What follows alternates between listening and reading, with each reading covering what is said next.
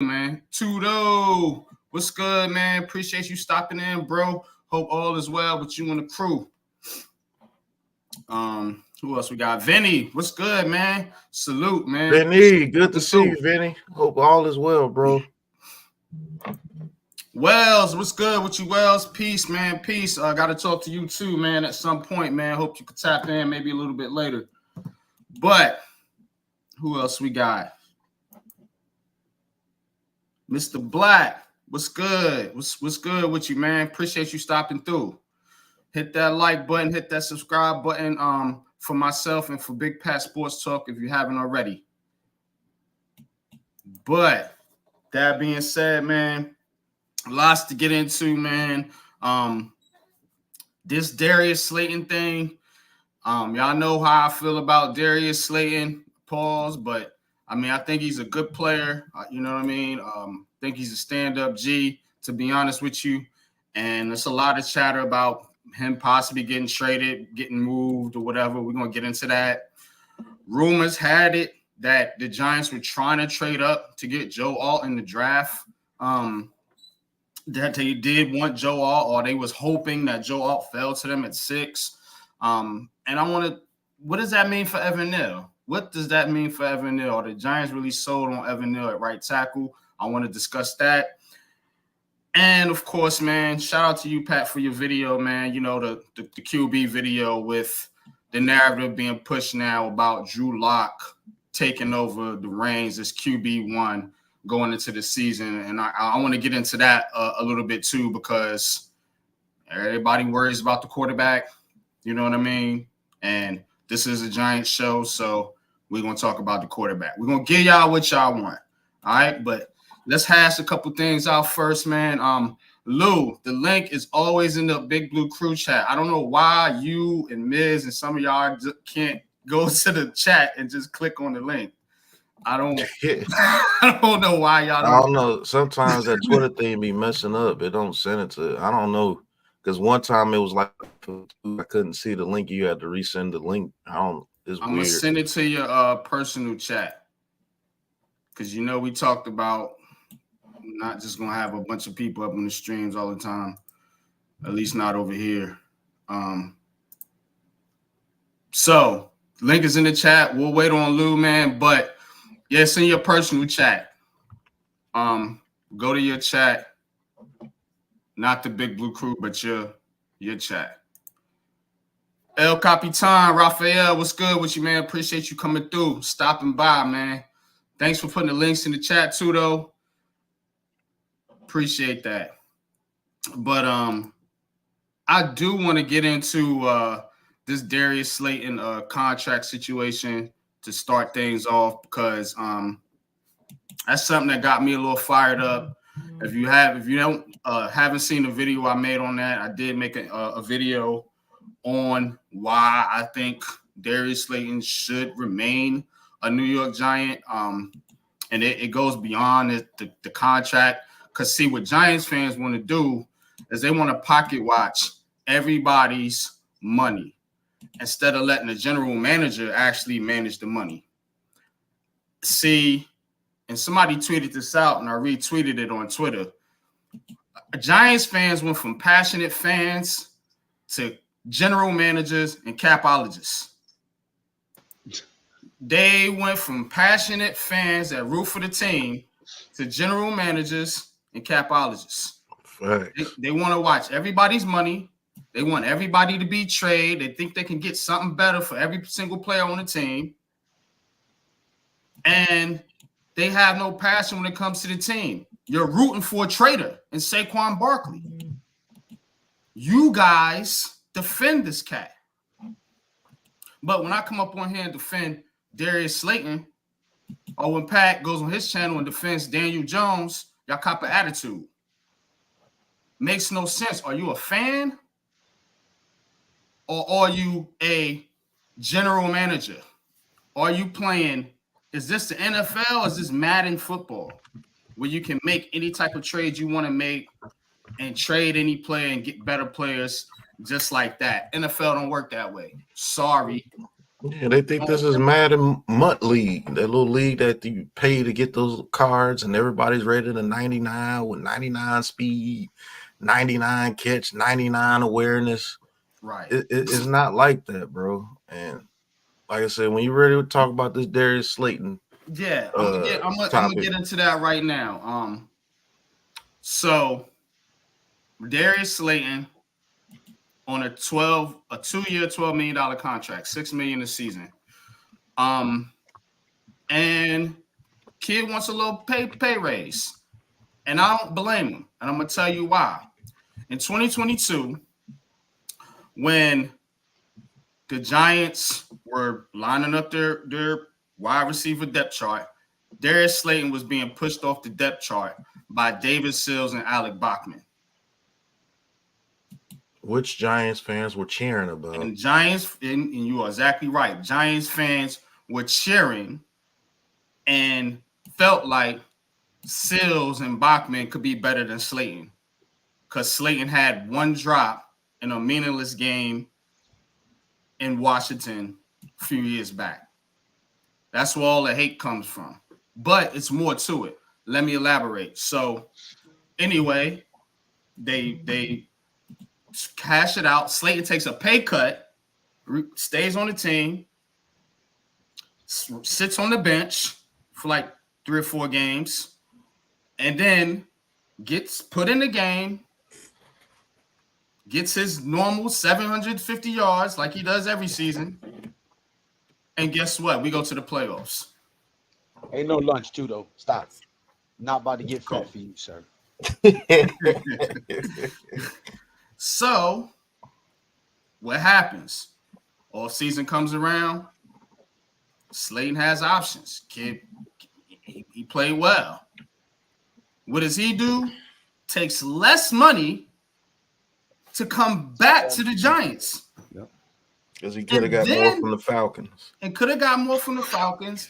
And then goes out there when we supposed to have Darren Waller and all these Hyatt and all these guys you're talking about now, and he's still the number 1 receiver on the team. Mind you, I don't like him, but every point you've brought up is accurate, and I can't refute it. You don't have to like him. A lot of people don't like Daniel Jones, but when Pat argues it, he makes fucking sense.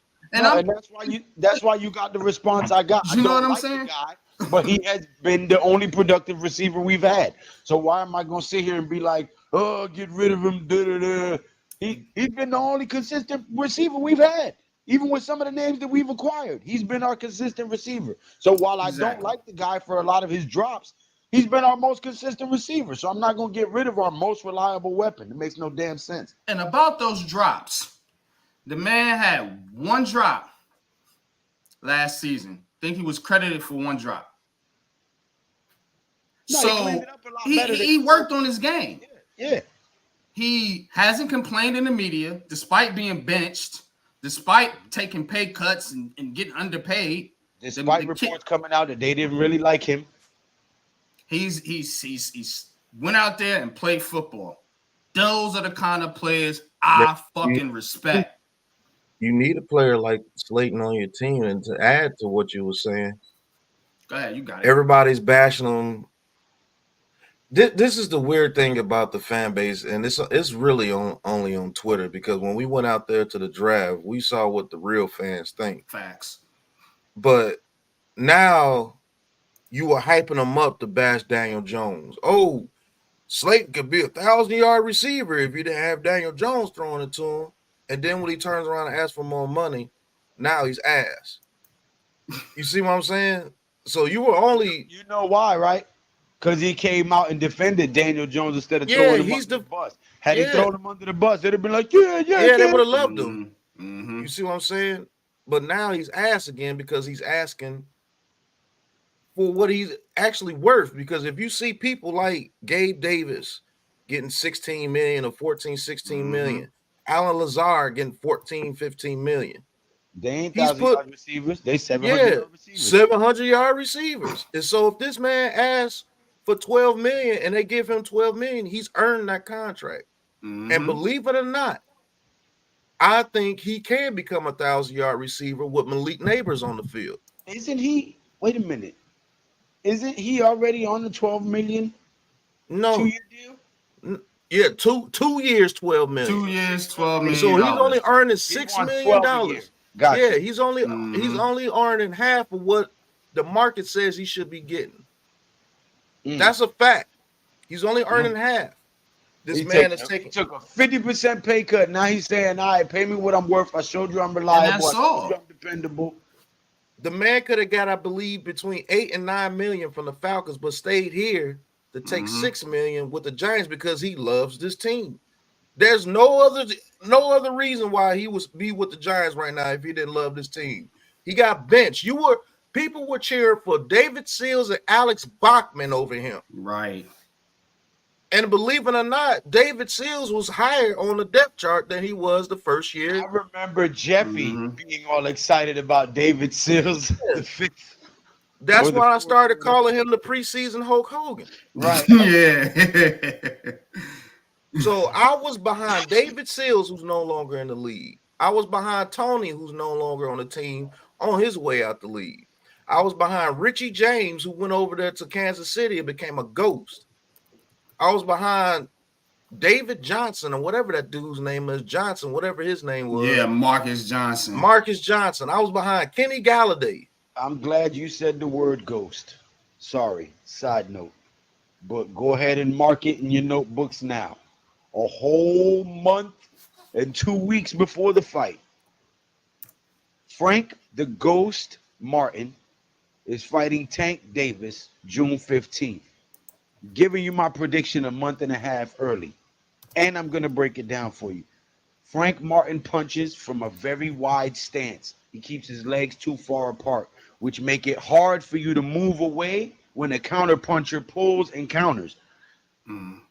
So while he's a very hard puncher and he's a southpaw as well, like Tank, he keeps his feet too far apart. So when he plants and punches, he's not able to pull away and retreat fast enough. He's going to get caught with a counter, and that's how he's going to lose. A whole month and a half before the fight. You only get these predictions with the Big Blue Crew Sports Network. Continue. I'm sorry, I digress.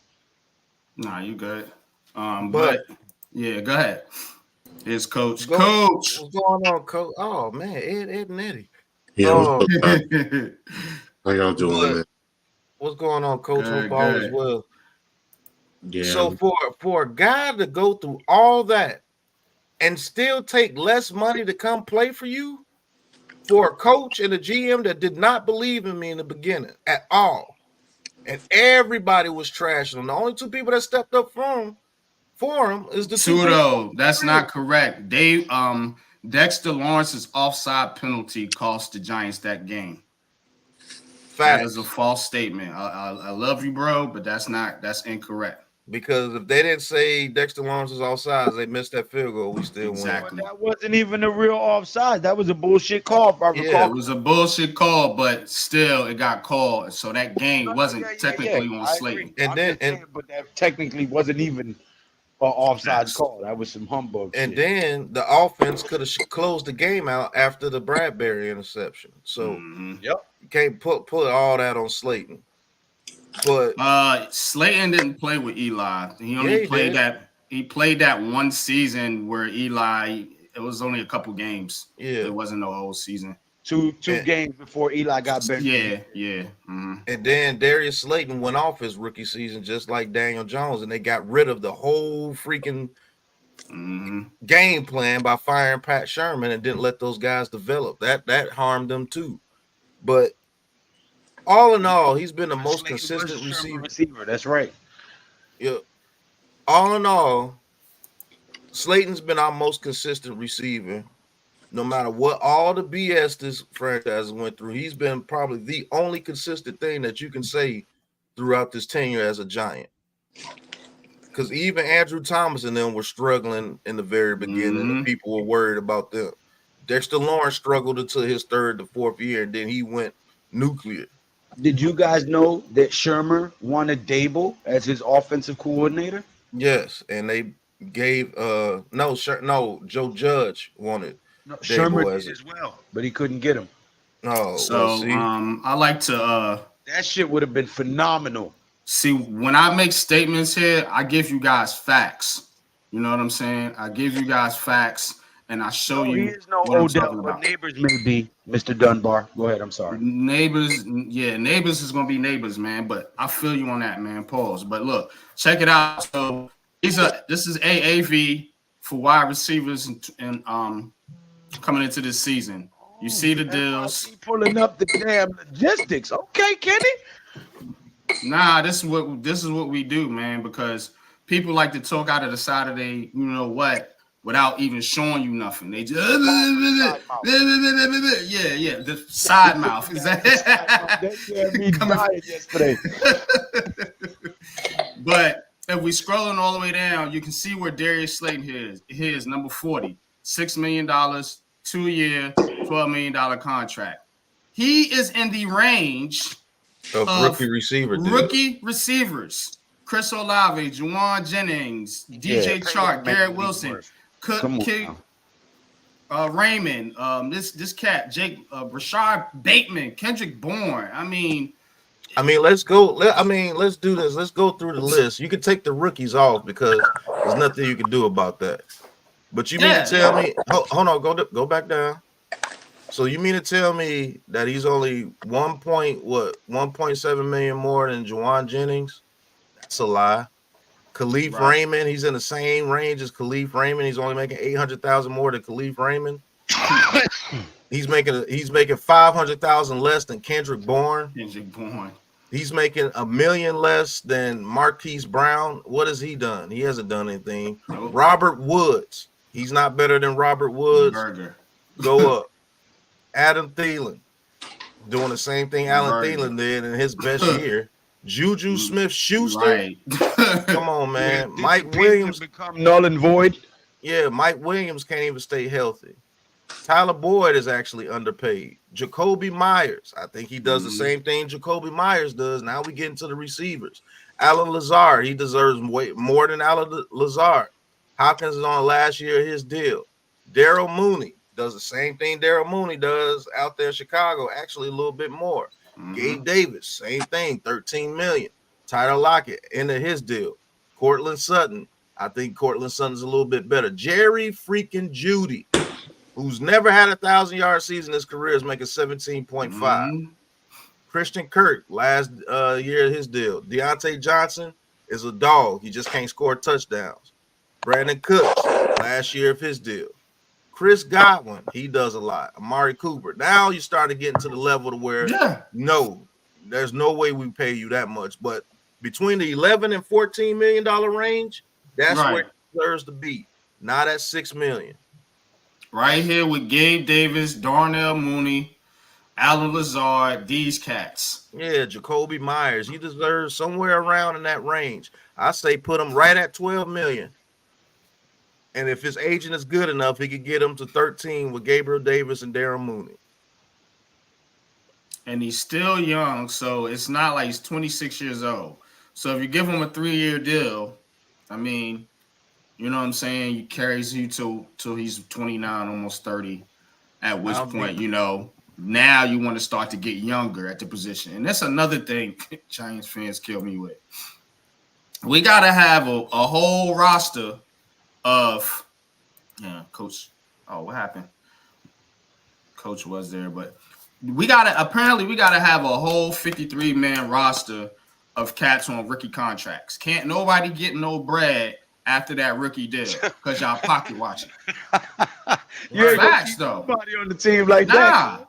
Nah. Oh, I want to get young at the position. The dude 26. How young you want to get? Right. You want a fucking high schooler playing right. Right. Oh no, these dudes are starting to act like the Epsteins. I don't get it. Right. Facts. Right. I understand this shit though. Hey, shout out to everybody that's tuning in. Cody Dunbar, Thunder, Brian Howard, High Top just popped in. What's going on? You heard? Yeah, you see what I'm saying? English for my Spanish-speaking peoples, okay? You see what I'm saying? Slayton's numbers were stunted by Jones being a horrible quarterback. Slayton was his number one and couldn't make him a 1,000-yard receiver. Even though Slayton had drops, even though we have no offensive line, even though we had nobody out there with Slayton, it's like, come on, man. Like, it's ridiculous. And then it's like, You know, this fan base on Twitter believes anything they put out there. Oh, Malik Neighbors doesn't look happy to be a New York Giant. So what do you call him jumping up and down To be and honest, smiling, hugging up on pause on the commissioner when he got drafted, talking about, yeah, I'm ready to be a Giant. I'm ready to come out there and ball. Like, what is that? Thunder. What's going on, Thunder? Thank you for the 1999 super chat. We just got into it, Mr. Thunder. Appreciate your support, bro. Thank you. Yeah, we are talking D'Ella, what's going on? The Slayton contract situation right now. Report is he doesn't he wants a new contract, so he's not attending voluntary OTAs. What do you Which are voluntary. Right. Exactly what Sean said. He has a right not to be there. Yeah. And look, at the end of the day, man, these guys are going out there putting their body on the line. They're the ones coming across the middle, taking the hits. They're the ones jumping up, trying to high point the ball or landing awkwardly, you know. And for a long time, since Odell Beckham, we haven't really had a consistent playmaker at the receiver position. We've been playing musical chairs with our receivers, okay? Mm-hmm. We finally got a guy who's been consistent enough to give you 700 yards a year, which, granted, is not all-star superstar numbers, right? But it is the only consistent play we've had at wide receiver. Goes, what up? So it would behoove you D'Ella, what up? to pay the guys that produce. Neighbors hasn't played yet. Jalen Hyatt hasn't been as effective as we'd hoped so far. And Wan'Dale Robinson has only had limited snaps. Bryce Ford Wheaton hasn't really stepped on the field as a starter yet. So it would be downright stupid, for lack of a better word, to not re-sign this guy. He has familiarity with the system. He's your most consistent wide receiver, and he's already on the cheap. So you giving him $12 million a year isn't expensive. It ain't. Right. I just showed you the contracts. It's not. They act like they don't want anybody to get $5, bro. But with it, and you know what it is too. They don't. The Knicks are gonna win it all, and they don't want the Giants and the Knicks to win at the same time. Man, anybody talking about no Knicks right now? Yeah, I know you're not. Yeah, but you know what it is too. They don't want the weapons for Daniel Jones. Right. Exactly. I feel like. I feel like that helps their narrative. If they push as many players off the team as possible, you know what I'm saying? Take one less weapon away from him. So if something was to happen to Neighbors, God forbid, or Hyatt or somebody, you know, we're dealing with putting Isaiah Hodgins in the game to be a major weapon. See, people don't think about that. Think about what's on the bench. Because as we know as Giants fans, we always have injuries. But y'all don't be thinking that far ahead. We got Neighbors. We don't need da-da-da-da-da.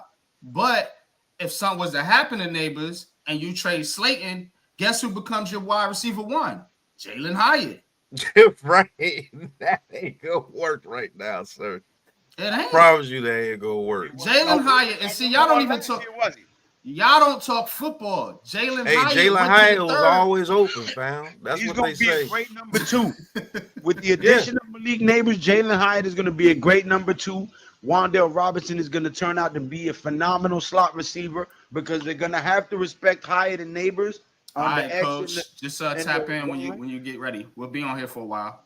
So, yeah, Lou, you make a great point. I believe with Neighbors on the field, either Slayton's going to benefit tremendously or Robinson's going to benefit tremendously because you can't just look at Daniel Jones this year, especially if the line is blocking. If that line blocks to give them time, Neighbor's going to burn you on the slant or Wan'Dale's going to catch you coming across the seam. And it's not, man, I'm telling you, it's not just Neighbors burning you on the slant. Neighbors knows how to run routes on the outside. I was adding to what you said. If this blocks someone, I'm adding to what you said. Wan'Dale's gonna come across the seam. Yeah, I'm adding to what you said because we having a receiver on the field now that's to be respected when it comes to his route running. You don't know which route that he's gonna run. Oh, we're gonna have to double team this guy today because he's eating this dude alive. Now Come on, man. Now Wan'Dale Robinson gets to work one-on-one in the middle of the field. Now Slayton gets to work one-on-one. And Slayton's not going against your best corner now. He's going against your second, third best corner now. So that could up his game because you're not running with Slayton across the field with that speed like that. That opens it up for Hyatt even more. Now when we have a 4-receiver set, if you got to worry about Hyatt taking the top off the defense, Slayton taking the top off the defense, Neighbors could take the top off the defense and route you up. Wan'Dale Robinson could actually take the top off your defense and route you up now too.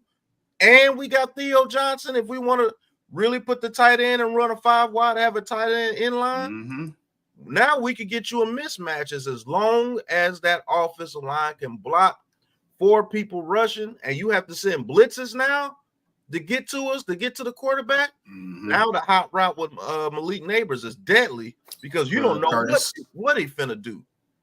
Right. You see what I'm saying? That's why I'm saying one of the keys to this offense is really not even the receivers. It's Evan Neal at the right tackle position. And we're going to get into that here in just a second, man. But the whole thing with just to wrap this up, man, the whole thing with Slayton, man, is look, you're trying to build something here. You know what I'm saying?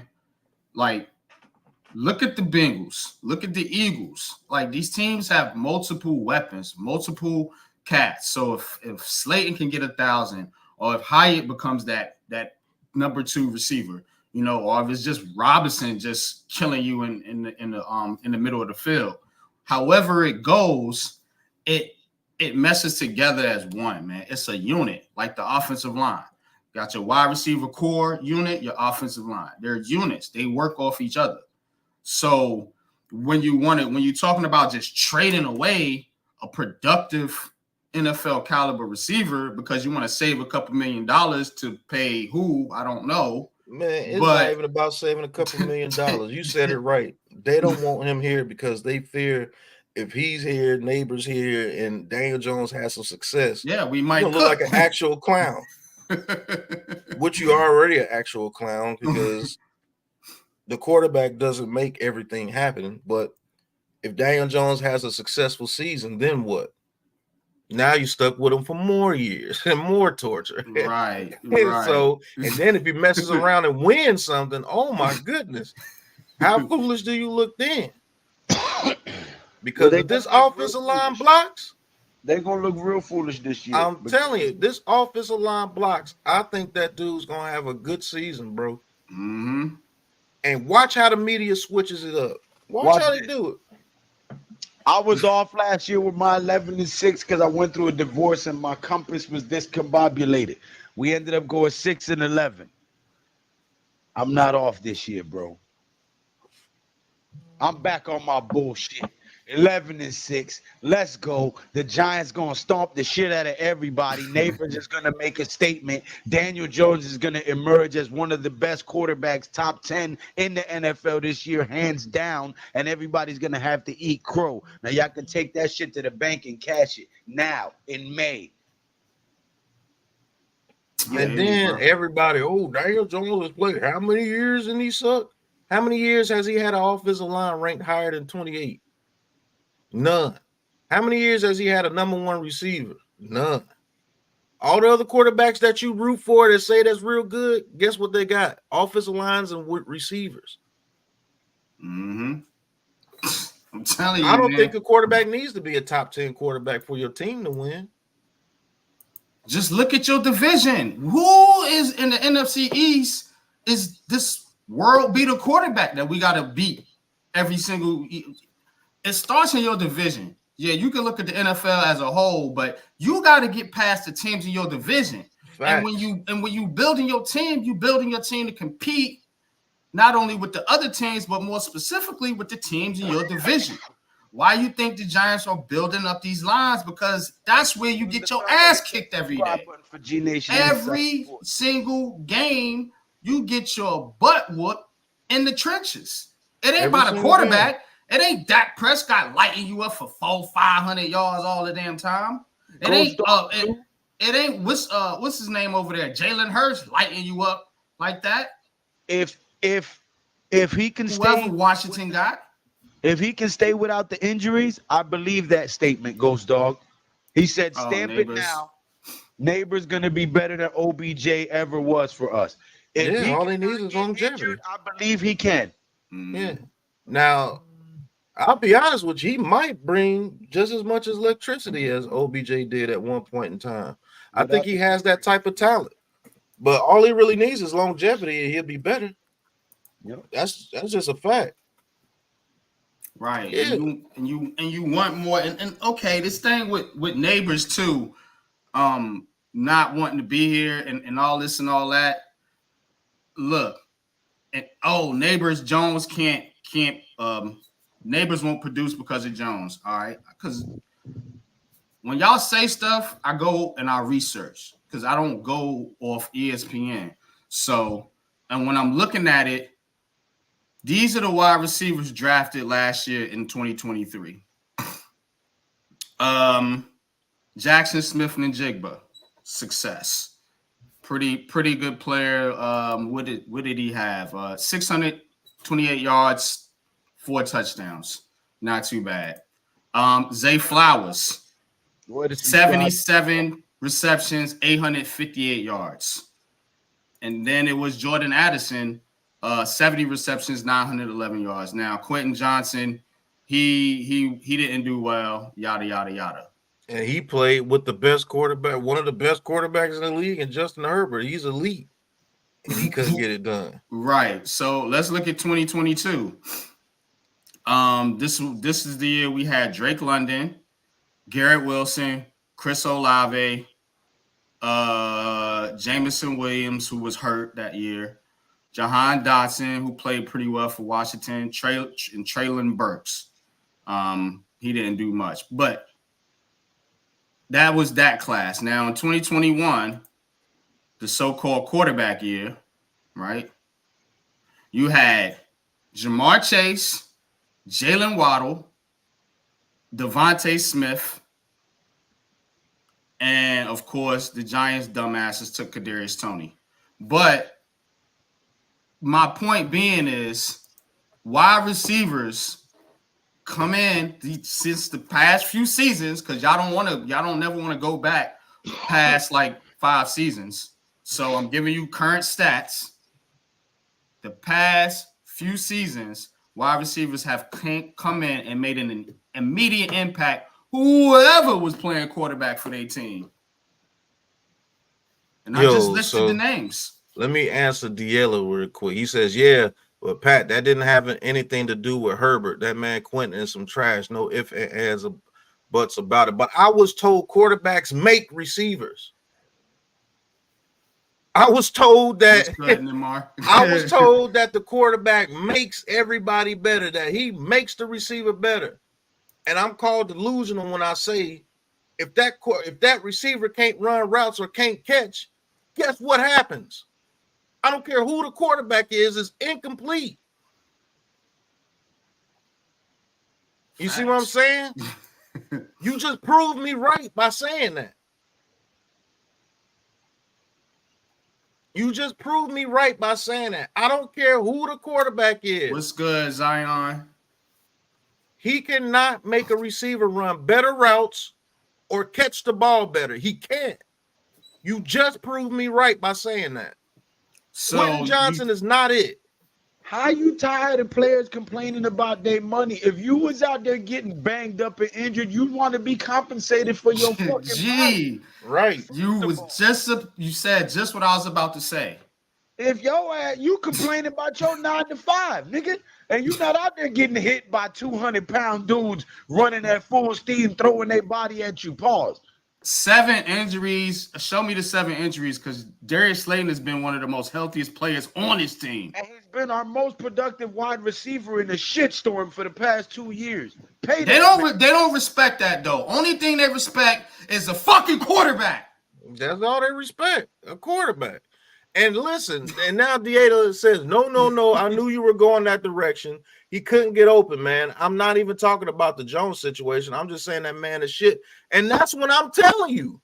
No quarterback can make a receiver better. Either receiver got it or he don't.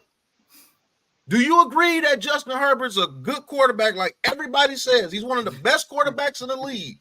But Quentin Johnson is ass. But you say Daniel Jones should be able to make these receivers. So why can't Justin Herbert make Quentin Johnson? Because he's ass. You know what's crazy about this whole ordeal? He's not asking for top receiver pay. No, he's not. For receiver pay that he's playing at. He's not even asking for upper echelon receiver money. Nah, they want these cats to play for free. I've produced. Which any man in any field of work is going to demand that you pay him what the hell he's worth. He's not asking for more than he's worth. He's not asking for supreme elite pay. He's asking, hey, pay me for what I've produced. What man can argue with that if you're a working man? I don't understand it, man. They acting like Slayton's asking for fucking he Jamar wants Chase money or something. That's crazy. Only thing the cat wants. I'm not saying that he's some phenomenal receiver and he's great and he deserves elite pay neither. But he's been our most productive, our most consistent, and he's only asking to get paid what he's worth.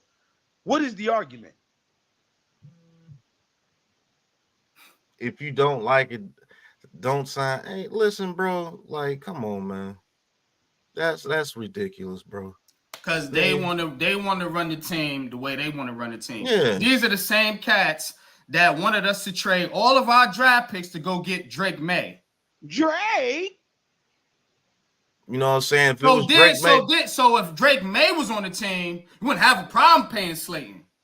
Gotcha. I promise you wouldn't have a. You wouldn't have a problem. You wouldn't. Gotcha. You need to keep him because he can help out the quarterback. Now all of a sudden, the receiver can help out a quarterback. Tell me I'm lying. See, I know you dudes. Y'all corny as fuck, man. Like Straight up. It's crazy to me, man. It's all about this damn quarterback. We can't have good players on this team because we didn't get the good quarterback you want. We didn't get the quarterback you want, so we got to get rid of our players, take the season. So then next year, we get the quarterback. Quarterback.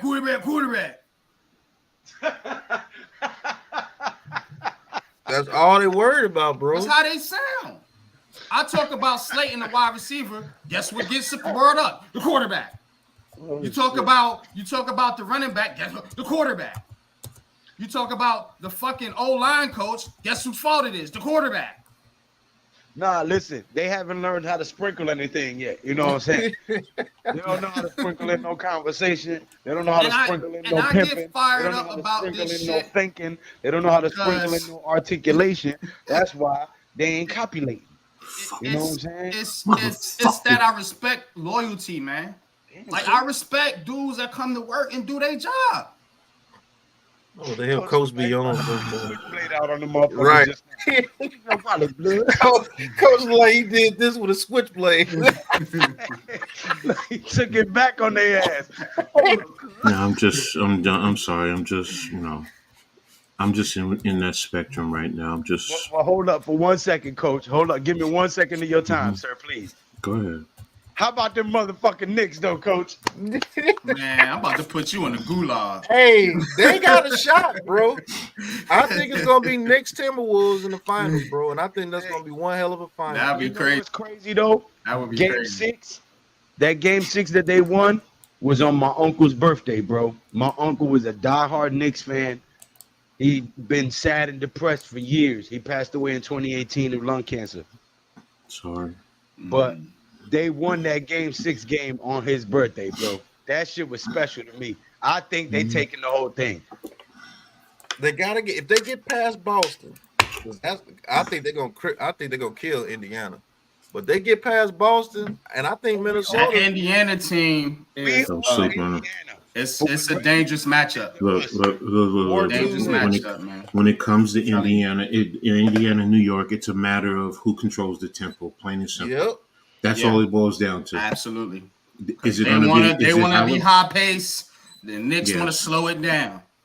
Exactly. And the Knicks are going to have to definitely play great defense, this round because Indiana, their movement, their speed, They have a bench, and Tibbs cannot get reliant on just 7 guys. It's not going to happen. Coach out that spectrum. I know how to bring him into his element. Look at him over there, salivating, talking about the championship. Boy, that's what I'm talking about, Coach.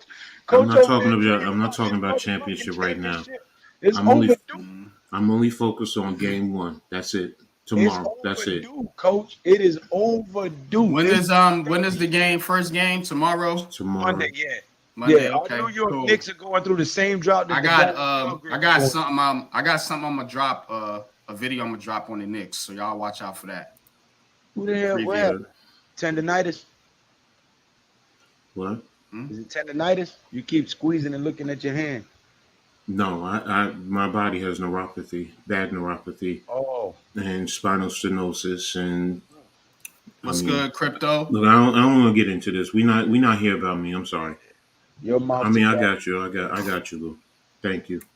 So, let's talk about this rumored Joe Alt thing here. As we move on.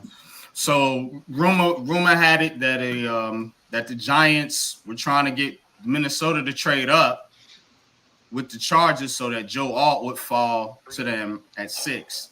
Now, of course, that didn't happen, but that leads me directly to believe that Evan Neal ain't penciled in at that right tackle spot. The Giants are looking for options. Good point. But also, there was rumors that if that's true, because it is a rumor. I don't know. That's a good point. But there was also rumors that we offered all this stuff to go get Drake May, and New England didn't budge. So we don't know how much of these rumors are smoke and mirrors to cover up the fact that we didn't get a QB. We don't know how much. Good, Zion. What up? I was talking, Mr. Mexico. I just have to say something about fast. Why don't you finish? I just like picking on Zion because he's the only Hawaiian Mexican I've ever met. I'm not Mexican, right. So calling me Mexican.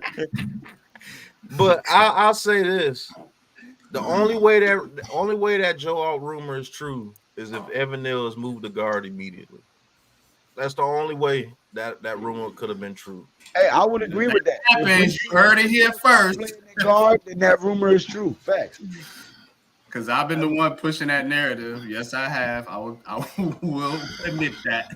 I just want to move his ass to guard. Come on, real fast. Show some love to the boys. I gotta get going soon, but I'm gonna stay listening to you guys. Love to the boys. Jesus. I just want to say something real fast. Like, can you guys? I know. Let him speak. I know you guys are not doing it personally, but don't ever compare me to those Twitter warriors. I'm not on Twitter like that. I have a life. I don't live on Twitter. I don't live in my mom's basement that all you do is complain. I accepted that Malik Neighbors is a dog, and I moved on. I'm a fan of the New York Giants. I will be following the Chicago Bears more closer because I'm a Caleb Williams fan, and I think the Bears have a really good roster that can compete. I think they do too. So I am going to be following the Bears, but honestly, I'm a Giants fan, guys. I do want to say this, guys. Even if Patrick Mahomes was our quarterback, I will be saying this is my problem with Slayton. Okay, I respect the fact that you stepped up. You're a 5th round pick. You stepped up. You balled out of control when we didn't really have anybody. Well, my question to you is, you just inked a contract that was just a year ago, and all of a sudden you see Amon St. Brown getting a year ago to stay here. It was a 2-year deal. So currently he's on an expiring contract. He's on an expiring contract. Happens when athletes are on expiring contracts? They ask for extension, bro. He's not doing nothing out of pocket. But he's not doing anything out of pocket. But at the end of the day, what is he doing out of pocket is like you are not a household name, bro. Doesn't have to be. He's not asking for household money, though, Zion. He's asking for money equivalent to what he's produced. But say so I work in the phone industry, right, guys? I sell phones for a living. Okay, say I knock out phones for a whole year and they give me a contract, right? Then say on that contract, I see other people making more money than me, where I'm doing just as equal of the work. What I'm going to do in my job, if I'm asking them for a raise or anything, they want to see proven product, right? So why don't you? He's in production. This is different. Bro never stayed healthy. Bro never stayed out the entire season. Bro never got over 800 yards being the leading receiver. There's a lot of stuff that that I see Coach has his hands up. I'm let him No, say. finish what you said. Finish your point. No, all I'm trying to say is like, bro, go out there and literally you are gonna like the Ram. Looking at it is like you want more money, but then now you're gonna do less work because we got Malik Neighbors on the Less team. work. We That's got not necessarily so. How's he gonna do less work? yeah. So you're He's asking gotta for bring the double rookies the up to money, speed. and He's the veteran. He's got to bring the rookies up to speed. I don't think If Slayton's gonna I do could anything if I against could Malik. talk, If anything, Malik's gonna help Slayton. Let coach heck, get yeah, his let thought off Coach real go, quick. and I want to say something to Zion before you get out of here, bro. Number If you one, gotta Zion. leave. I appreciate what. what I appreciate what you're saying about your personal life. I mean, I worked for Verizon telecommunications, so I do understand where you're going. And I was in sales. Okay. There you go. That's exactly right. T-Mobile now. That's Verizon. But here's the thing: when I was at Verizon, okay, I did go in when people were coming in the door, whatever the case may be, and you find out they're making more money. Yes, I did go to my manager, and I did put that. Now I was a part of the union, but I still had the opportunity to go into my manager. So I get where you're going. The point being is everyone is always looking for ways. Now, is he doing it maliciously or disrespectfully? No, he's using the rules that are set for him. This is voluntary. He does not have to be here. Now, if he wants to do that as a strategy, that's fine. You see it all the time in the league. I don't begrudge any man for wanting more money and playing within the rules of the game. Now, if you were telling me this was mandatory and he was holding out, I could understand your gripe. But it's If he voluntary. was healthy, pay him the money. Bro hasn't seen a full season How once. many games did that equate to missing? No, because he's misleading. You're misleading right now. Listen, you're arguing that he don't stay healthy. You know what it is, guys? Voluntary. I'm just maybe dramatized. He stay healthy for the whole season. I'm just dramatized because we had a receiver that came from Oklahoma that we can never get rid of, that we just kept on paying. We just kept on paying Slayton. You know, like I'm trying to see Hyatt get more snaps. I'm trying to see Robertson get more snaps. I'm trying to see Malik get all the snaps. That's exactly You know what I'm where I was saying? gonna go with. That's exactly why you're saying this. Yes, thank you, Pat. Theo get some snaps. Tyrone get some snaps. Okay, you want to see younger people Yes get snaps, but you act like Slayton's 40 years old. Slayton's only 26. He's still young, disrespectful sir. of me to do. Yes, he is And 26. and let me say this real quick. Yes, sir. Giants fans got to stop doing this. And I'm not saying that you do this all the time. I know I know where you go coming from. Yeah. You just want to see Hyatt and them get more snaps, and you believe if Slayton gets another contract, that's going to stop Hyatt from getting snaps for another 2 to 3 years. I understand that. Giants get big splash plays and explosive plays, but they're negating the fact that you have to build this team first. You got Jalen Hyatt, who's on his second. And that's why they understand the depth. about Hyatt. Understand the You're depth right, Lou. purposes. Play Exactly time. right. You got Malik Neighbors, who's brand new. When you look at the receiver core, the only veteran is Slayton. So if you got a guy that's going to impart knowledge to these new guys and get them up to speed so that the team can be productive, you got to keep them around.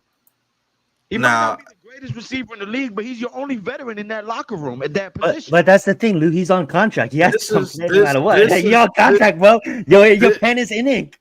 This is where I'm getting to where what you're saying sounds crazy as hell. For one, he's not asking for top receiver money. He's not doing that. For two, he's in the last year of his contract. Every player in the league in the last year of their contract tries to get money from that team to establish security because you don't know what can happen in free agency. You don't know what can happen in free agency, especially if you're not a top caliber player. So he wants this security now. Now, the money that he's asking for, you can say is between 12 to 14 million. If you got Alan Lazard at 11 million, is he better than Alan Lazard? Yeah. If you got Mooney at 13 million, is he on the same level or better as Mooney? He's better. I have to be honest. Moody didn't really get that much chances, but he's better. Yeah. Gabe Davis is making 14 million.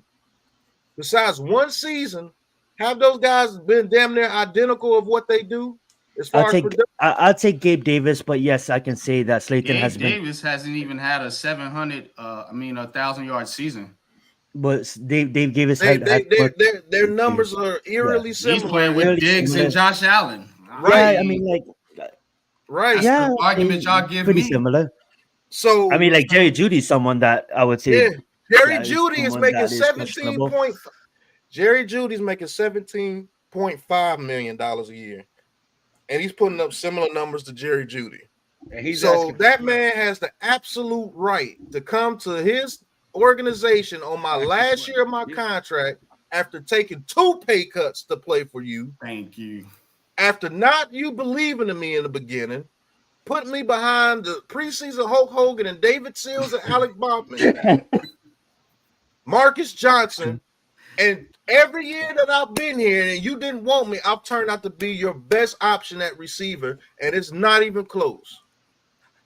and DJ has chemistry with him. So why would you Exactly. Jay Lay? So you're gonna what's going on, Jay Lay? What up, So Jay Lay? you're gonna bash this man for asking what he's worth. He's not asking for some astronomical amount of money. I want 18, 20 million. That man's asking for between 11 and 14 million, which is what he is worth based on his production in an absolute shit show, which everybody calls the Giants. He's been the only thing that's been consistent his whole tenure here. Has he not?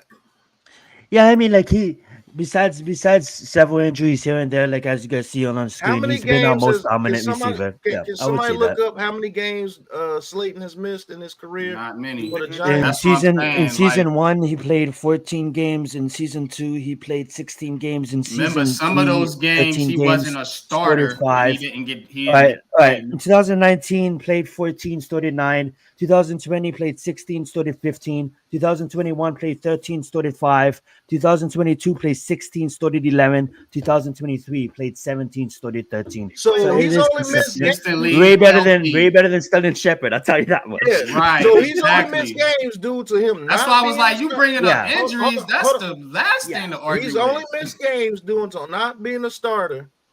Basically, is not being a starter. Well, you mean like you hit it on the Yeah. nail. I do want all these other people to get snaps, and I feel like 8 million, 9 million, okay, but when you're talking 12 million, and then now you're gonna see less of the field because we have Malik Neighbors that is gonna get about 15 targets a game. We do have Theo Johnson, so now Slayton's gonna get less targeted but getting paid more money, and that's what. But at the end of the day, I'm necessarily true. That is true, and you know what he brings to the locker room, I guess, his veteran presence. It's what you guys are really hammering home about, which I can get. There's nothing like having a proven veteran That's in what the I'm league, arguing. and He's that's a true productive too. receiver. Can I? Go ahead, coach. I'm sorry.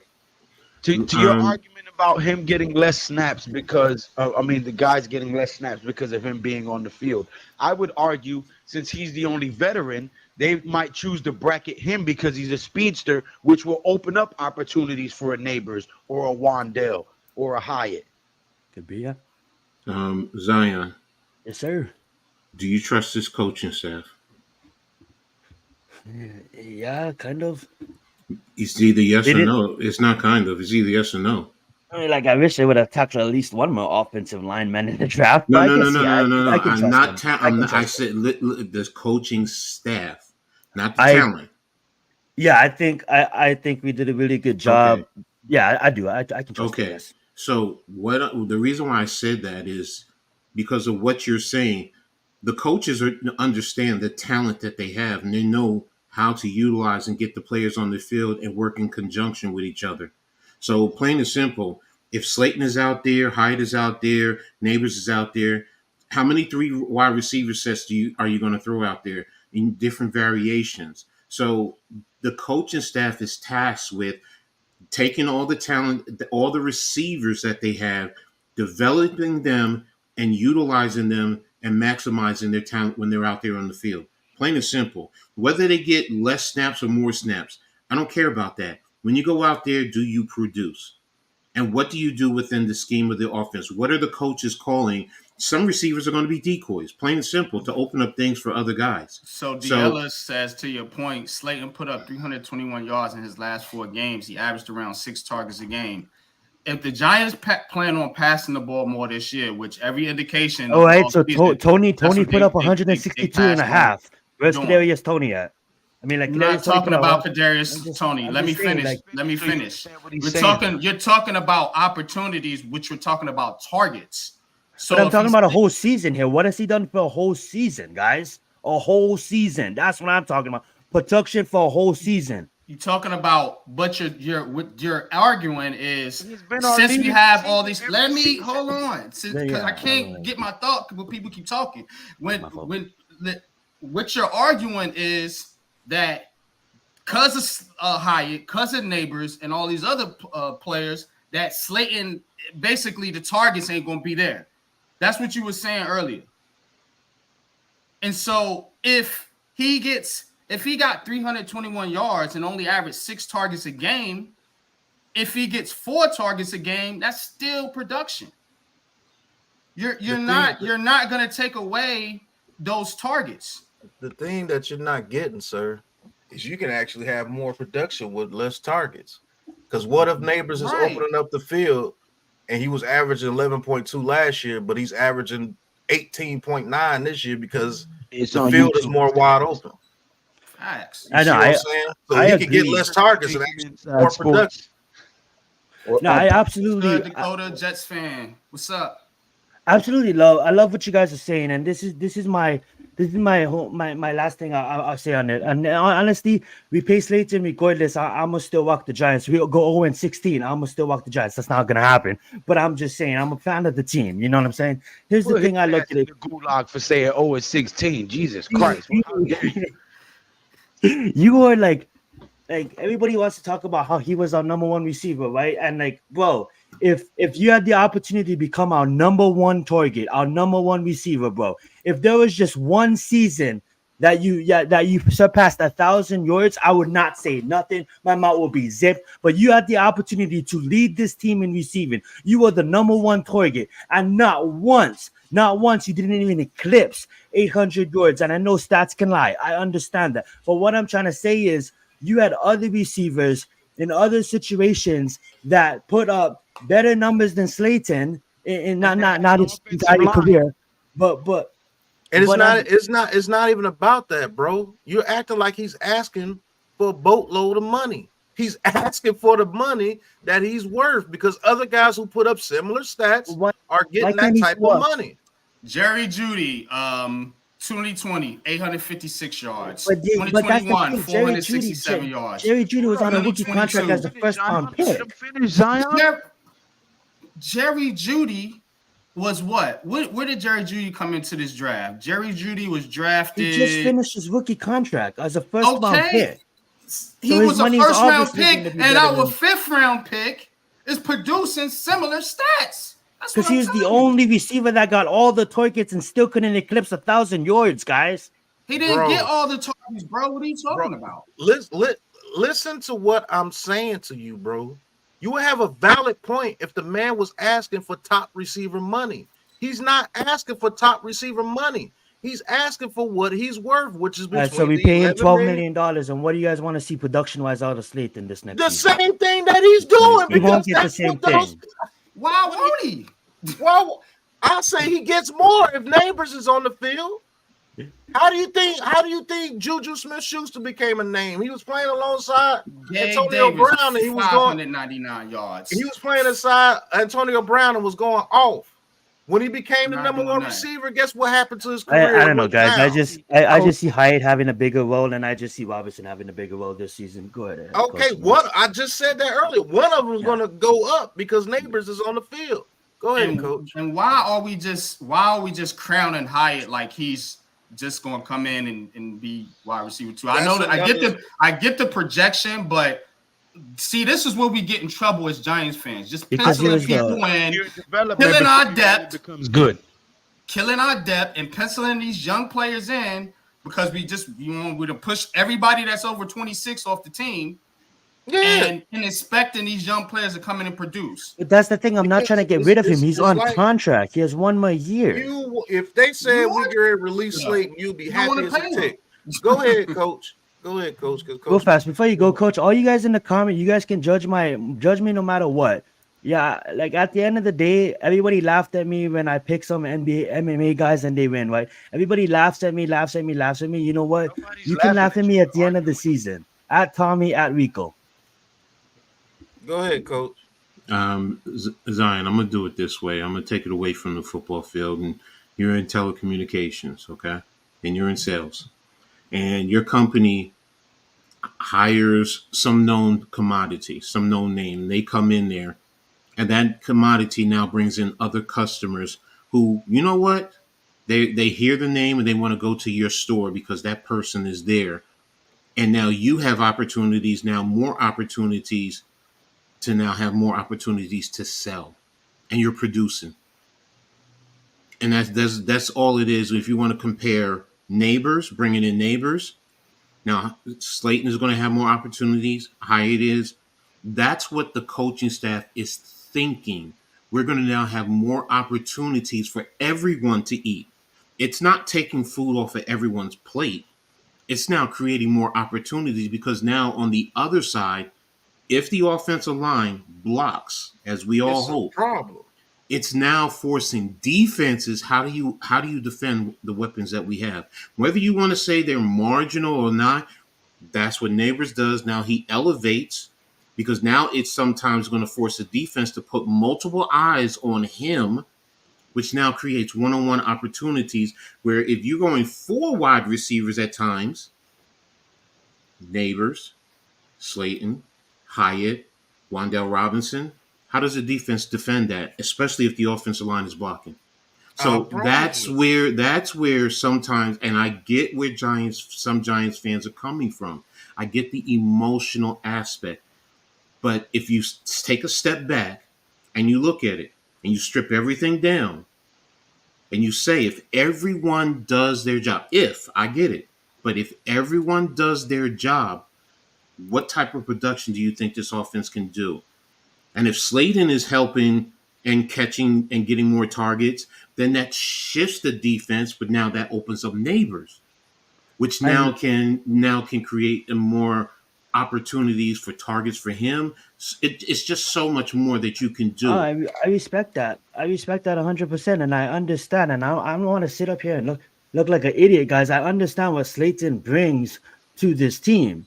But what I am saying your opinion is received here, bro. Don't get it yeah, twisted. I'm not. You know what I mean? I'm just saying if I was, I'm to go to unpopular my opinions, boss of and, course. I welcome unpopular opinions. I want to smoke. You guys are always, and like at the end don't of the day, don't get in your feelings about it, Zion. I just sometimes I just get into my feelings reading the comments, but at the end of the day, you just don't read the comments. Angry, that's why. Yeah, Tommy got me effed up. Tommy's my cuz, man. Yeah, Tommy, you're good. But what I'm trying to say is like if I was to go to my job at wherever I work and I'd be like, hey guys, I want to raise, I'm not gonna show up to work, to be like, goodbye, fired, you're under contract. It's almost like it's voluntary, I know, but he's gonna have to coming across the middle of the field by a 200-pound guy. So it's a little bit different. That is true, but I'm not getting paid $6 million. I'm getting paid like 2% of that. So I need my bread, nigga. That being said, I want this team to succeed, guys. You know what I'm saying? I think it's more though, Zion. I think it's just more about him getting the security of having. It is all about the security. It's all about the security. But you know what else? There's endorsement deals out there as well. He's not trying to break the bank. Said inflation. You know what I'm saying? He's not trying to break the bank. He's just trying to get some security for his family, man, because he wants to be here. It's a respect. He wants to be here. Exactly. He wants to respect me. I've been putting my ass out here. Like, you have to respect that. And think about what the message it sends to other players. Y'all did Slayton like that. That nigga, he held y'all down. And you gonna cut him, sir? You see what I'm saying? That don't look good, bro. When you just move on from your players constantly like that and keep turning over the roster, it don't look good when you going out to reach out to these other players in free agency. I'm telling you, man. Can I say something real quick before I forget? Every last one of y'all here in the chat on the panel, I just want to say thank y'all, man, because I've been dealing with some things personally, and I need stuff like this. I need stuff like this right now to help pull me through. So thank y'all. I appreciate each and every last one of y'all, the 117 in the chat and the 4 of you right here. I appreciate every last one of y'all. So go ahead. Hey, this Hey, same appreciate panel you, got me bro. through one of the hardest periods of my life a year and a Me half ago. too. So I know what Same you're here. talking Me about. too. I know we have exactly what different you're points talking at about. times, but you guys always show me love. The Big Booty Crew is always, that's why I'm a member. And I may not rep it as hard. I may not be paused. I may not be as active as I wish I could. But you guys always show me love. You guys always send me the link and even the I chat. will You know give what I'm you saying? credit for I this. love it. He has gotten very dependable. When I say, "Hey, I need a thumbnail," he emails me a thumbnail ASAP. I will give him credit for that. He's been on. He point was with one that. of the trashest lawyers I've ever seen in my life. But hey, Lost a lot of cases. Hey, but don't come on here talking about speaking, you been putting your ass out there. You know what? Ever again. You know what? oh, I would say this. I want to talk to Pat right here. Pat, you're so knowledgeable at what you do, man. Like I've been watching your videos over the past couple He's of days, glazing. man. He's Don't glazing. let don't let idiots, bro. Don't let idiots like ruin your love for the Giants. You've been spending a lot of time on idiots on what they want. At the end of the day, the draft is over, and I would say just stop wasting time at idiots and their points because Twitter bots is going to be Twitter bots and mainstream is going to be mainstream. At the end of the day, I didn't get what I wanted, but I got into place. I stepped in line and I put my Giants cap on, and I'm a ride with Malik Neighbors. You know what I'm saying? And we'll see what happens. But you've been spending a lot of time on your videos getting after those idiots who can't let go of we still wanting a quarterback. At the end of the day, guys, the draft is over. We got to move on. We got to adapt. We got to be fans of the team. And I get it. We have points like this. Why come on and I make a take about Slayton? But at the end of the day, guys, we are fans of the team and we just want the team to succeed. That's all it wants. That's all we want. You know what I'm saying? But Pat, man, just let those dumbasses be dumbasses. You know what I'm saying?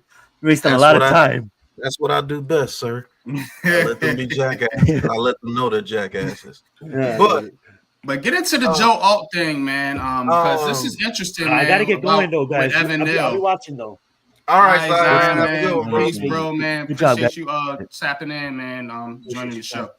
Thank you, Coach. Nice to Anytime, see you, bro. Coach. Same Thank you, here, Zion. Unpopular Be Pat. cool. Anytime, bro. Lou, let's get it. All right, guys. So the whole Joe Alt thing, let's just say if it is true, what would that have meant if they did take Joe Alt right there? Now you think the fan base was mad because we took neighbors? If we would have took Joe Alt, Miss, what's good, Miss? so Link is let's in the look at chat if you want to come on panel. the positives and negatives of that. If we take Joe Alt, more than likely we don't get Tyler Nubin with the second pick. They're gonna go receiver Mm-hmm. and probably trade up for a receiver, more than likely, to get somebody like AD Mitchell or somebody like that. But if they would have took Joe Alt, our offensive line would probably been Andrew Thomas, Evan Neal, John Michael Schmitz, Runyon, Alt, because that probably would have put Luminor on the bench. Mm-hmm. Agreed. Or they would have started Luminor at right tackle and let Joe Alt develop, which would probably have been a better idea. But Evan Mm-hmm. Neal was either going to be traded or he was either going to have to fight for his job at guard. How would y'all would have felt about that situation, Lou? I want to hear all three of you guys Okay. opinion on I that, heard man. half of the question because my brother FaceTimed me as usual. But I did want to address a comment I saw in the chat where someone said that Joe Shane let go of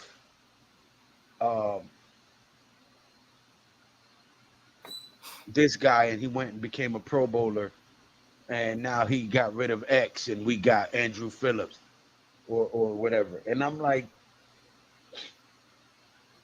yo, when you got guys who miss games because they're doing stupid stuff and injuring themselves, when you got guys who were somewhat productive and then fall off and then get somewhat productive again, a team is football is the ultimate team sport. You can't have a guy who's all in for 6 weeks and then and then all in for 4 weeks. Consistency. Like Slayton, whether you like the guy or not, on a shitty team, he's been our consistent wide receiver. Okay? If you get rid of an X-Man because he's not consistent, yeah, he's skilled, he has talent, okay. He shows up sometimes. But are you consistent? Every game, every play, every snap, are you giving it 100%? If not, I don't care what your last name is or what round you were drafted in. Out of here. That's what a coach's job is. You take the guys who are all in, you take their skill sets, you develop them, and you put them in the positions that allow the highest probability of a good outcome. That's what a coach does. The players have to play. The coaches have to put them in the position to make the best possible outcome happen. If you got a guy who's inconsistent, but he has all these good traits, then you try to coach him up into becoming consistent. When that fails, then you get his ass out of there. Period. So don't cry in the chat and the Twitter and everything else. Oh, they got rid of this guy and he became a Pro Bowler there. Guess what? That happens on all 32 teams. Some guys, you draft a guy. Sometimes you draft a guy who's highly skilled. Exactly what they'll do, though, Lou. They'll cry like Dakota, the Jets fan. Shout out to you, man. Appreciate you tapping in. Hit that subscribe button. Sometimes you draft a guy with certain skills, but he doesn't fit what you're trying to do. So while he might look like a bust in your system, he may go somewhere else and flourish because they're catering to what he is good at. So don't sit here and assassinate Joe Shane because this guy left and went and became a Pro Bowler somewhere else. He may have fit the system that they were running, a la Geno Smith. Trash everywhere. Went into the Seahawks and fit the system that they were running and looked great there. So sometimes it happens. Don't come here and be, oh, Joe Shane is getting rid of players and they're becoming Pro Bowlers over there. No, listen, if the guy fits what you're doing, he's going to excel. If he doesn't fit the system you're running, then it's going to look awkward and you're going to have to make changes, period, regardless of what the name tag is and what class they were drafted in. But one thing I want to add to that too, Lou, it's like the Giants fans don't love the player until he leaves. And then all of a sudden he becomes the best player that ever played the game. Yeah. Oh, I don't want and we're any stupid because we moved on. Yeah. I don't want any part of Slayton because I just don't like him and he gets hurt. But I love Saquon Barkley to death and he got hurt 90% of the time that he was here. And dropped more passes. Yeah, he actually dropped more passes than Slayton. That's crazy when you look at it. He's a running back. Running back. You know what I'm saying? Oh, I hate Daniel Jones to death. He can't elevate anybody on this team. Saquon Barkley's the whole offense, but the team still ain't elevated, and you love him. He's the best player on the team. How come he's not elevating everybody? You see what I'm saying? But Saquon Barkley go to the Eagles and you praise him, but you don't want to keep people that's been consistent that take pay cuts to stay on the team. Thank you. This nigga refused top 3 money to go to the Eagles to sign for less money. He took a pay cut to sign with somebody else. But that's your man's. We offered that fool $14 million per year. They only offered 12.5. That's your man, though. But to get back to the Alt situation, how do you guys feel if we would have drafted Alt instead of Malik Neighbors? I'd have been highly upset.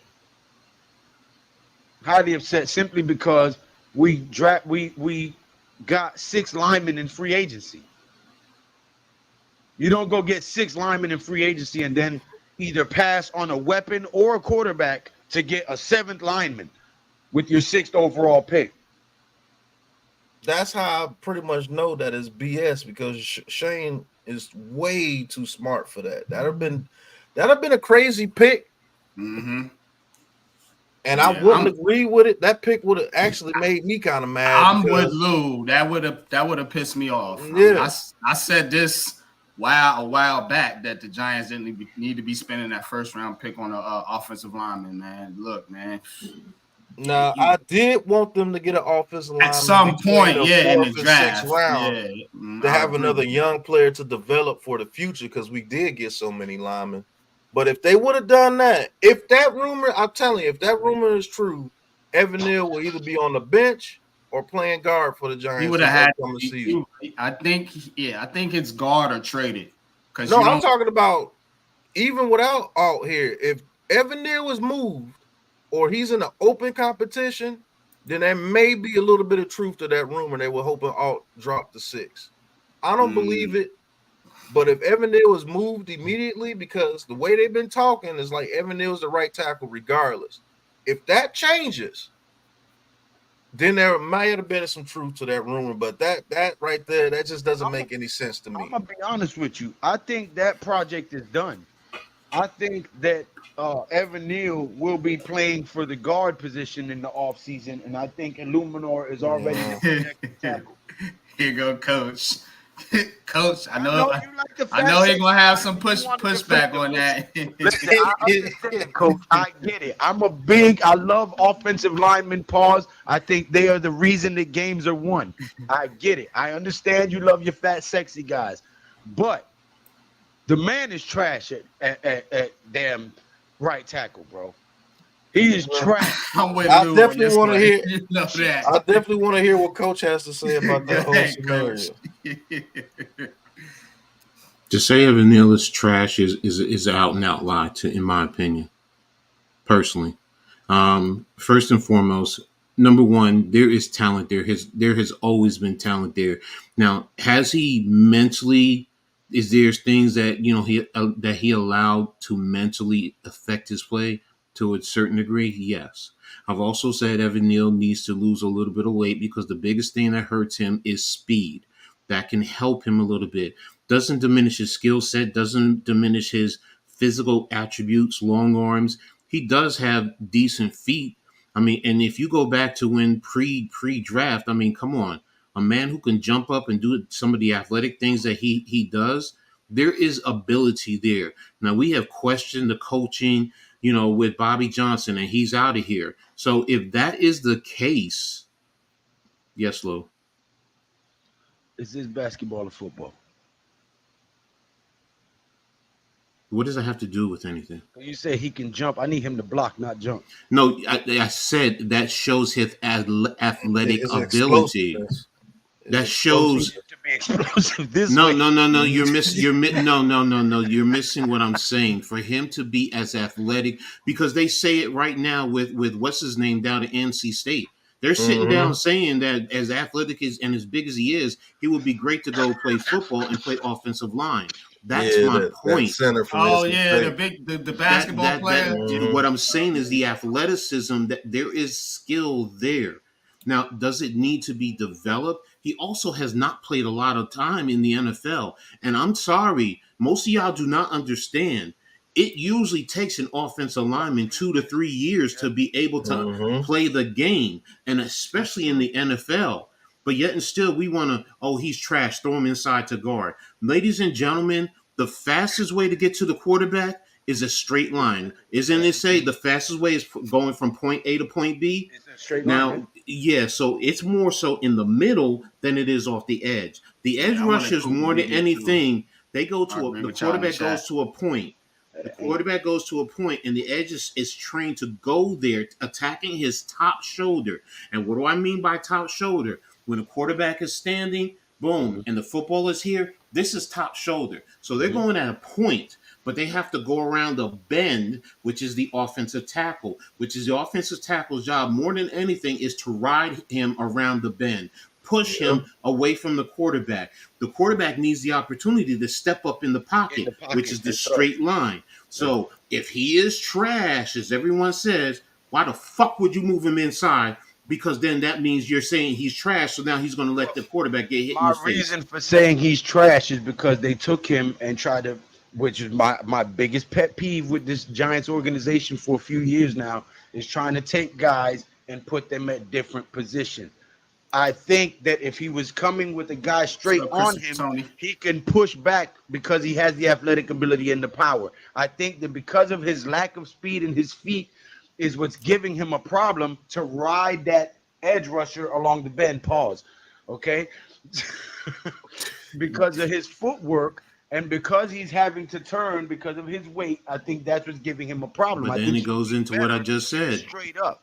That goes what I said. Lose some weight, which will help his footwork, number one, and his quickness. Because it doesn't take his arm length. His arm length can easily ride him out. They list him at 330. That man, hell no. That man was about 360, which goes down to what I said. If he's playing around how is he listed at 330? There's no. I'm sorry, coach. No, There's exactly. No way. There's no way. Easy.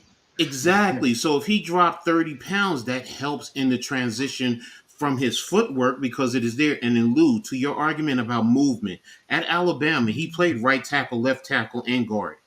So they moved him around quite often at Alabama. So it's not like coming in, you're saying he can move around. He can transfer going from left tackle to right tackle. So that's my issue where most people, most fans, and you get the narrative in the media, so they just go with that because they don't understand that. I'm telling you from experience, I played 5 positions in one game on the offensive line, every last position. Not at the NFL level. I understand that. But my point being, there are guys that can do it. They can transfer from one position to another. I'm not asking him to play it all in one game. But what I'm saying is he has been trained to be able to do that. Same thing with whatchamacallit, who we brought in last year off the couch. Justin Pugh. Justin Pugh. He came in as a left guard but played left tackle. And everyone right guard too. And right guard. So that's my point. Why is it that we don't and Pugh didn't play well at left tackle? We all knew that. We understood that, but we didn't kill it. But yet and still, Evan Neal, why? Oh, because he was a 7th round draft pick, and you're expecting him to come in and be this elite player. 7th overall pick. Exactly. I don't want him to be a liability, coach. That's where I'm at, bro. Going from a liability to elite is a big gap. Why is he the only liability? That's what I'm getting at. He's the only liability that everyone seems to point to. I just said Justin Pugh. We're not pointing to just him, but what I'm saying is going into this season, he's the only guy from the last line that was 32nd ranked in the league that's going to be coming back to be a starter. Everyone else is out of there except Thomas and Smith. And we both feel pretty good about them. So my thing is, it ain't about, him being elite or being some lockdown right tackle. It's don't wreck the game for us, bro. I've heard the same thing about John Michael Smith. There's this issues. There's this. I said last year John Michael Smith needed to improve. I said it. People was like, he's playing better. He's playing better. I said that too. I watched the film to know that. Exactly. It ain't on Evan Neal only. It ain't. But on improve. Him You just said the magic word, improve. But you said you don't want him to be a liability. I said, what's the biggest issue for the quarterback? A straight line. The biggest liability to me would be would be Schmidt. It'd be between Schmidt and Runyon. Now, who's played better so far? To be honest with you, let's put all the chips on the table. To be honest with you, I think John Michael Schmidt struggled, not mightily, but he struggled last year. He struggled some. I think the main issue with Evan Neal is, like Coach said, he needs to lose some weight. Look, I'll say this. With Bobby Johnson being gone, he might have been the biggest liability. Let's give Brasilio a shot and see what he can do with these boys. Let's reserve judgment on the offensive line till at least week 6. That way, I would say 6. Be 0-6 for that time. Fucking quarterback gonna be in a goddamn wheelchair. We've had fucking with Evan Neal of the season to assess this offensive line and this offensive line coach after 4 games and see whether or not Evan Neal is the problem or Bobby Johnson was. Within the first 4 games, a quarter of the season, we'll know if Bobby Johnson. I hate this experimental shit. Just put the guy that can play fucking tackle out there. That's what they should do. But what I'm saying is, by week 4, let's give him a chance. Let's give him 6 games to fuck up the season. So then we can say, it was the problem again. That's not what I'm saying, NYG. I'm saying by week 4. That's my argument, though. But yeah, I get what you're saying. 4 weeks of watching this offensive line under Brasilio, we should be able to know if Bobby Johnson was the problem or if the linemen themselves were. Man, we should know in Look, training camp, bro. no, man, I'm gonna say this. I'm gonna say this. There's no way possible you can know if it was the offensive line coach by training camp. You have to have to play some live action games and get some live action competition playing. You're not going to learn anything by playing against gel in 4 weeks, Miz. I'm saying that don't they have camp play, you'll be able to tell if they're picking up stunts and twists now that they weren't able to. Wait a minute. I know where NYG's. I know where NYG's. I know where NYG is going. NYG is going. Let me say this, NYG, because of the CB. No. I know. Nobody said they were going to bond and be a full-fledged line in 4 weeks. Asshole. But you'll see what's going on. But you get on my damn nerves sometimes. You don't listen. NYG, let me say this, okay? Because I get where you're going, okay? Number one, the CBA has changed things. They don't have a lot of hitting going on in practice anymore. Sure don't. This is what I mean by most fans don't understand. The way to develop as an offensive line is by actual hitting. It's by actual hitting, and then if you're working in combination. 3 preseason games. I'm with you. I'm following every. I know what Okay, you're now about. listen. You said 3 preseason games, and how many guys are on the roster? You don't have the time. That's what I'm getting at. I get what you're saying about the experiment. One way or another, it's going to be an experiment. Whether you put Illuminor at right tackle, just because he did it with the Raiders, how long did it take him to develop with the Raiders? 4 years. They even said it. He's bounced around before he got there and developed, and it took some time there. So to play offensive line, you do need to go out there and play, in period, case closed. You do need to see what's going on. It's not like when I was in college when you hit all the damn time. So, yes, you're right. You can't do it like that nowadays. They don't permit it because they're worrying about injuries and all this and that, where I've always said the way to develop is the hit. The way to get through injuries is the hit. Plain and simple. When I played in college, we went 2-a-days and 3-a-days, and we hit every damn time. And that's how your body gets used to it. Exactly. These players' bodies right now are not used to it like the guys back in the day. That's why they keep getting these soft tissue injuries like crazy, because they're not putting in the strenuous work like the guys back in the day. But I get Joe Judge for making them wear the pads and do all that. Mm-hmm. But I hear what you're saying, NYG.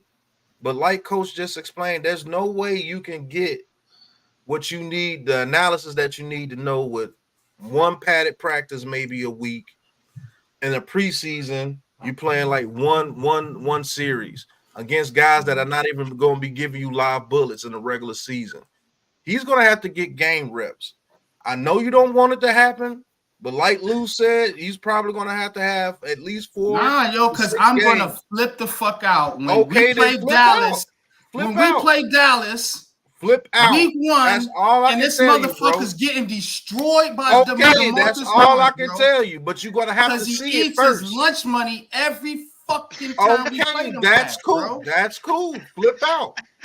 But you gotta see it first. Why are we being redundant with this shit? Yeah, you gotta see it first, bro. I've seen it. 2 years in a row. His lunch money? Damn. Yeah, his lunch money. So NYG, if that's the case, then he needs to be. And then he took it out on the fans. Then cut him. Then to your argument, exactly. Exactly. Then you're saying to cut. You're not talking because you said no. You said several times. No, I'm not talking about cutting him, but to move. No, the way you're talking and as passionately, and you're talking about he's trash, then he don't need to be on the team. Period. Rip the Band-Aid. Your idea is rip the Band-Aid off and move on. That's what we're talking about. If they wanted Joe Alt, maybe they don't want this dude on the team. Maybe he is. I don't think it was. I think it's probably a bullshit rumor too. But this is what we're having. This Giants conversation. If it were to be true, and we don't know for sure because don't know. Nobody's in shown whatever. If it were to be true, it's a big indictment on that cat y'all defending right now. A huge indictment. Okay, I will say this though. To my point earlier, Miz, I wasn't saying that the offensive line is going to gel in 4 weeks. I would say 8 to 10 weeks before you really see if this line has solidified and become something. Okay. But what I was saying was within the first 4 weeks of play, you should be able to notice the difference between Bobby Johnson's O-line and Brasilio's O-line. Because under Bobby Johnson, they were not able to pick up the stunt or the twist. Okay. So after 4 weeks, everybody in the NFL knows what the Giants struggled with defensively. You're going to see them come at them with it.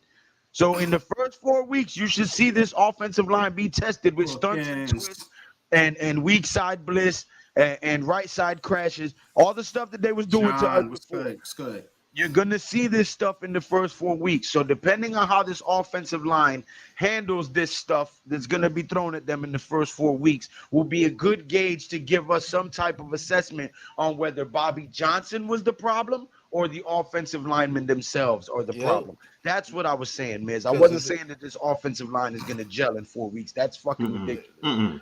Because if it looks the exact same way, that means it's the players. The linemen were the problem. Yeah, it's the players. And then to NYG, if that's the case, you still didn't have time to move Illuminor out there and then pull Neal off the field. Because don't forget, you have what's his name? Y'all want to do it in the middle of the season, though, bro. When the 4 season's already games, gone. 4 games, NYG. Somebody said 6. Okay, 6 games. It's still 11 more games. 6 games is too many to be experimenting. To make it 4 quarters, 1 quarter of the season is 4 games. Game 1, if he sucks, throw him on the bench. I don't have no patience like that because the line is up. We've been dealing with this offensive line catastrophe for too long. Way longer than people that's arguing about the fucking quarterback. Right. This line has been damn a shithole. You know what I'm saying? So how long That's has why Evan Neal I'm been so here? impatient with this shit right now. Evan Neal has only had 20 games, bro. I know, and it might be unfair, man, but I just can't. I don't see a turnaround coming in his bro. future. If that man His gets feet out move there, too fucking slow, man. Give me 1 second. Give me 1 second. Go ahead. The only way I bitch Evan Neal after 1 game is if he's falling on the ground, getting pushed on his ass. Then you have a valid point. If the man gets beat maybe 1 or 2 times and gives up a couple of pressures, you can't go off the wall. Oh, get on the fuck out. No, that's actually showing improvement. If he's sticking with people and he's pushing people behind Daniel Jones consistently, then maybe one or 2 times, if he's going against an elite D lineman, let's just say game 1 he went against TJ Watt, and TJ Watt got a sack, maybe a sack and a half. You gonna throw him to the trash? TJ Watt does that to the best of left tackles and right tackles.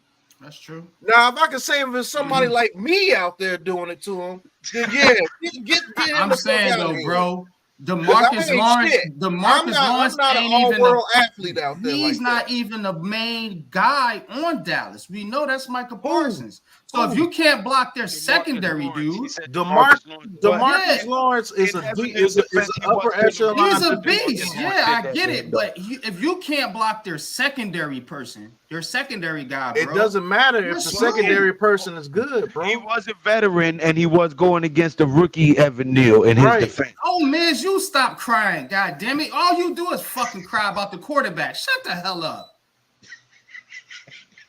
I'm arguing about a goddamn player that hasn't performed. You motherfuckers want players off the team that have been doing good, that took us to the fucking playoffs. Well, to say he hasn't performed. He hasn't. Okay. So you want to look up his PFF grades? I don't ho. Don't go there with me with PFF. Put it on PFF because I've sat there. No. See, because I'm not saying he has performed well, but to say he has not, that's not true because he has maybe a couple games he did okay. I give you that. A couple games here and there, yeah. The majority of his snaps have been terrible. In my opinion. Listen. We are family, folks. Keep it PG and respectful, or I'll send It you to is your PG. What are you talking about? There's nothing you wrong. know, We just get your whistle in your we pipe, argue. man. So when we argue, come on. No, This is what we do. no, that's because we all have our own brains and have a difference of opinion, and that's what's good for That's exactly. for sure. But I understand where everybody's coming from. You can't just throw Neal in the garbage No. because you've seen 1 or 2 lackluster years. Because remember, Andrew Thomas was the same way. Let's keep it a buck. That's a valid point. Andrew Thomas was the same exact way. And guess what? He was facing beast his whole first season. For like the first 8 weeks, he was facing the top edges in the league.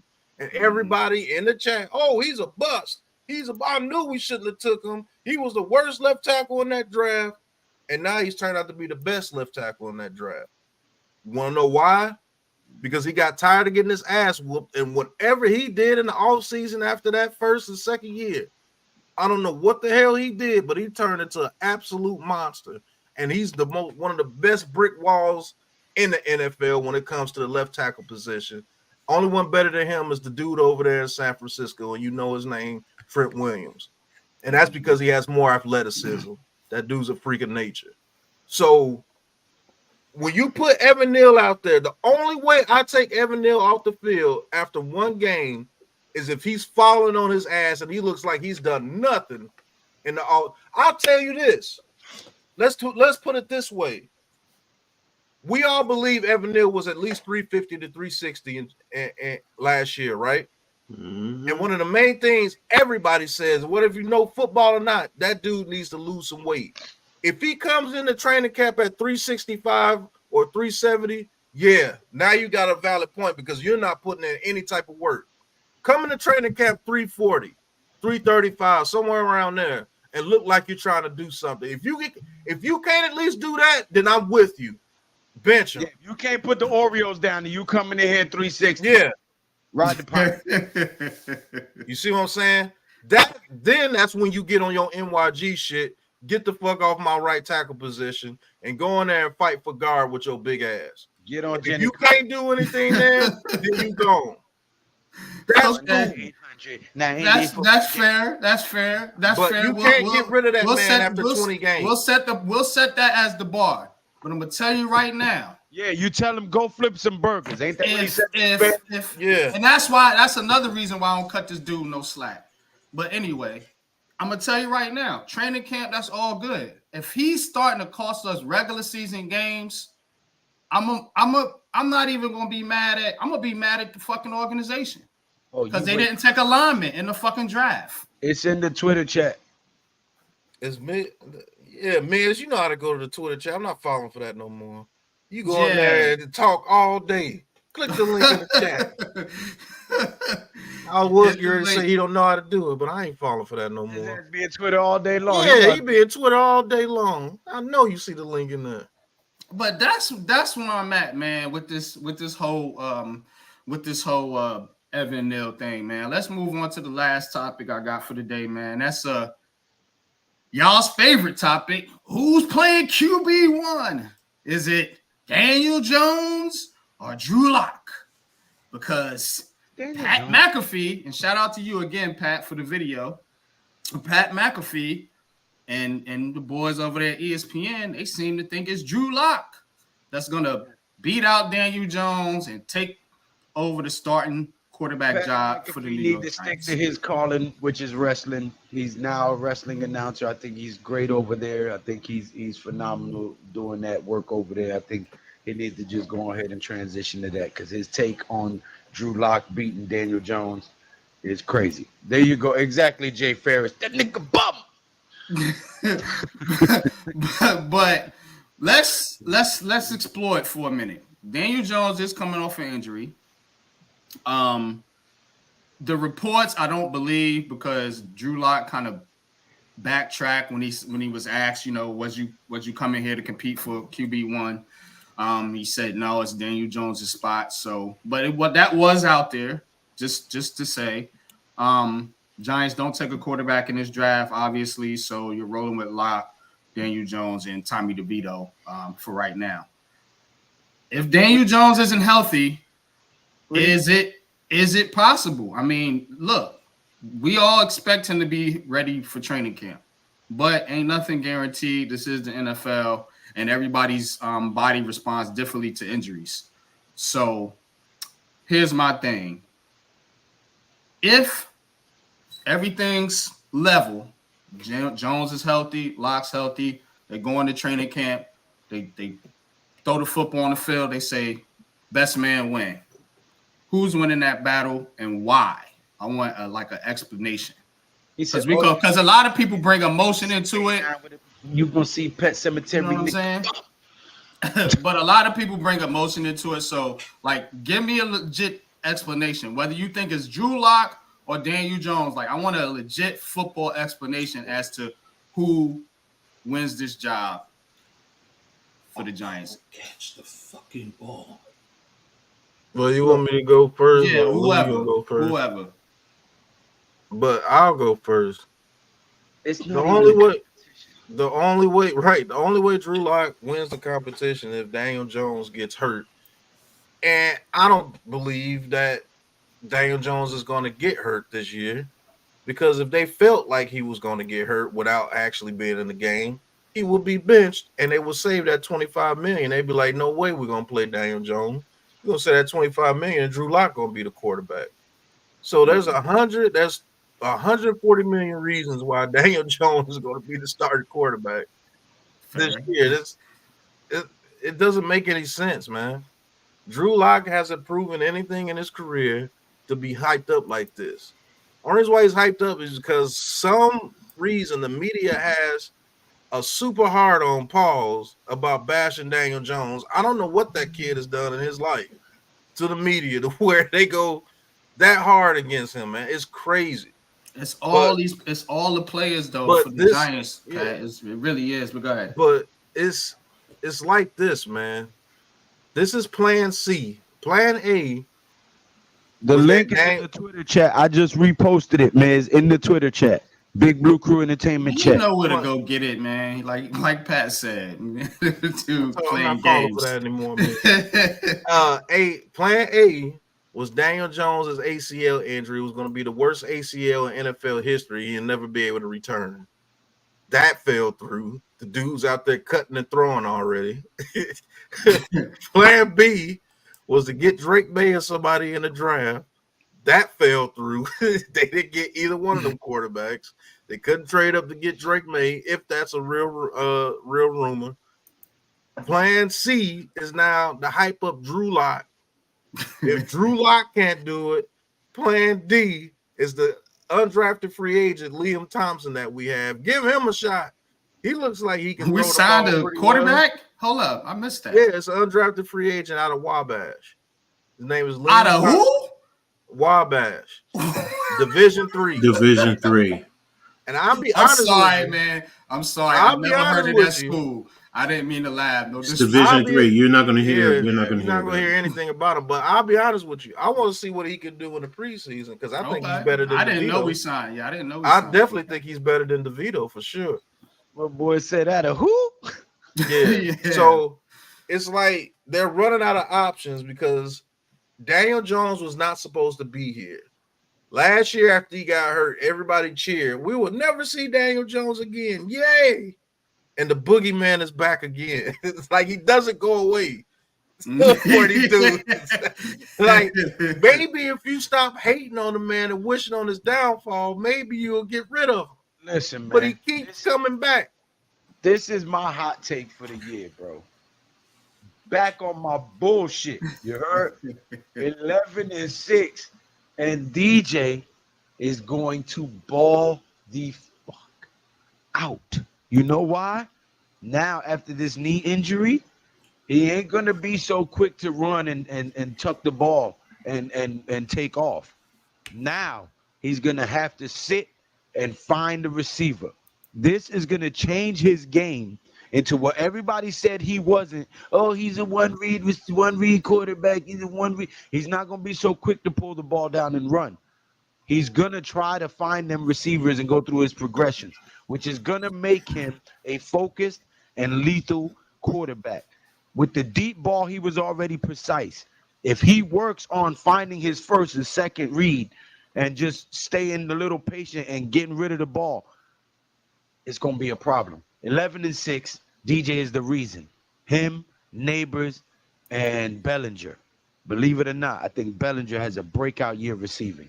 I think he can have a breakout year too if they actually give him a shot. Because Bellinger, over his career, they didn't give him his playing time as a rookie, and then he got that eye injury. And then last year they brought in Waller. And I'll be honest with you, that might be one of the worst mistakes. Huh? He was Kenny Galladay at tight end, in my opinion. Yeah, that might have been one of the worst mistakes we made. Hopefully he gets his mind correct and just has a normal life, man, if he doesn't want to play football anymore. Hopefully he gets everything together. I actually praying for him because he's actually been through a lot. So, what Iman says, Evan Neal lost a lot of weight. We will see. But if did he he lose weight? Okay. Yeah, if he comes in the camp overweight, then I might be on my NYG tip on that, on Evan Neal. But that's the only way I'll be off Evan Neal. Quick pause. If he comes in overweight still. Like, now you're being arrogant. You know that you're going to be at tackle on the right side. You know you have to lose some weight, and you still won't come in and lose a little bit of weight. Because I think if he loses weight, I think he'll be just fine. To be honest with you, because once he gets his hands on you, you're not going anywhere. Yeah, it ain't his hands, it's just his feet, man. We know that. It's the foot. And I think that weight is putting too much weight on his feet. And if that's the case, and I'm wrong, look, I'll be the first to come on here and say, my bad, bro. Y'all know that. Your knees are what bear the brunt of it. Yeah. And you know, you need your knees to be mobile, especially at the tackle position. Because and he's been hurt too. So I mean, I think the weight might have a deal to do with him being hurt. Yeah. And like you said before, I believe he's probably the best run blocker on this team. Absolutely. I'm with you on that. So if I got that road grader at run blocker next to Illuminor, who's a road grader, Smith is a road grader. The only run blocker we really don't have like that is Runyon. And I believe that's over exaggerated because he's a giant now. Now all of a sudden he sucks because he's a giant now. Fine for the Packers. Yeah, he was blocking fine for the Packers, but since he's a giant now, he sucks. Okay.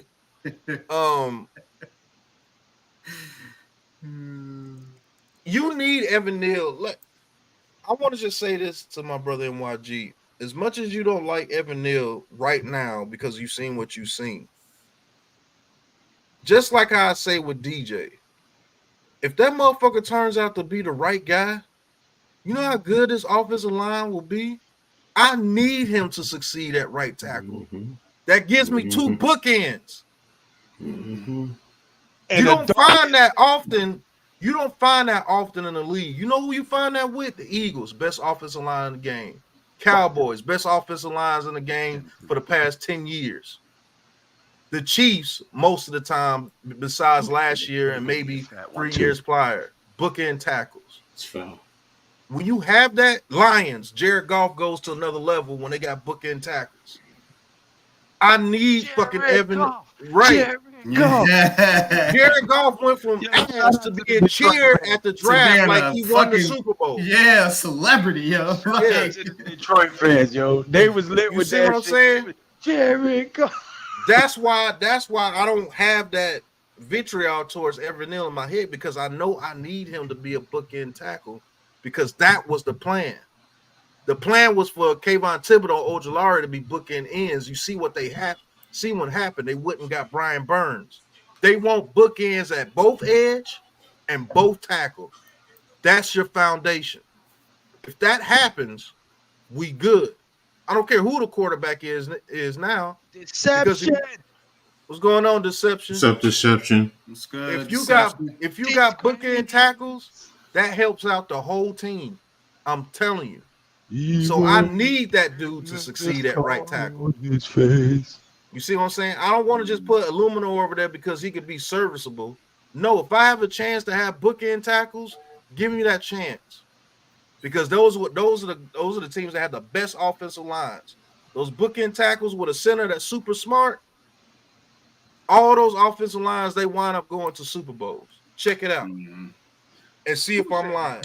Who just said? What comment did you? Who said I'm not gonna lie? Drew Lock has a chance against Daniel Jones. Who? Diella. My He has a nigga. chance. He has a Hey. chance. He has a chance. That's I not a agree lie. with that. I'm not. Yeah, I'm not. Everybody has a I agree puncher's with that. chance. Yeah.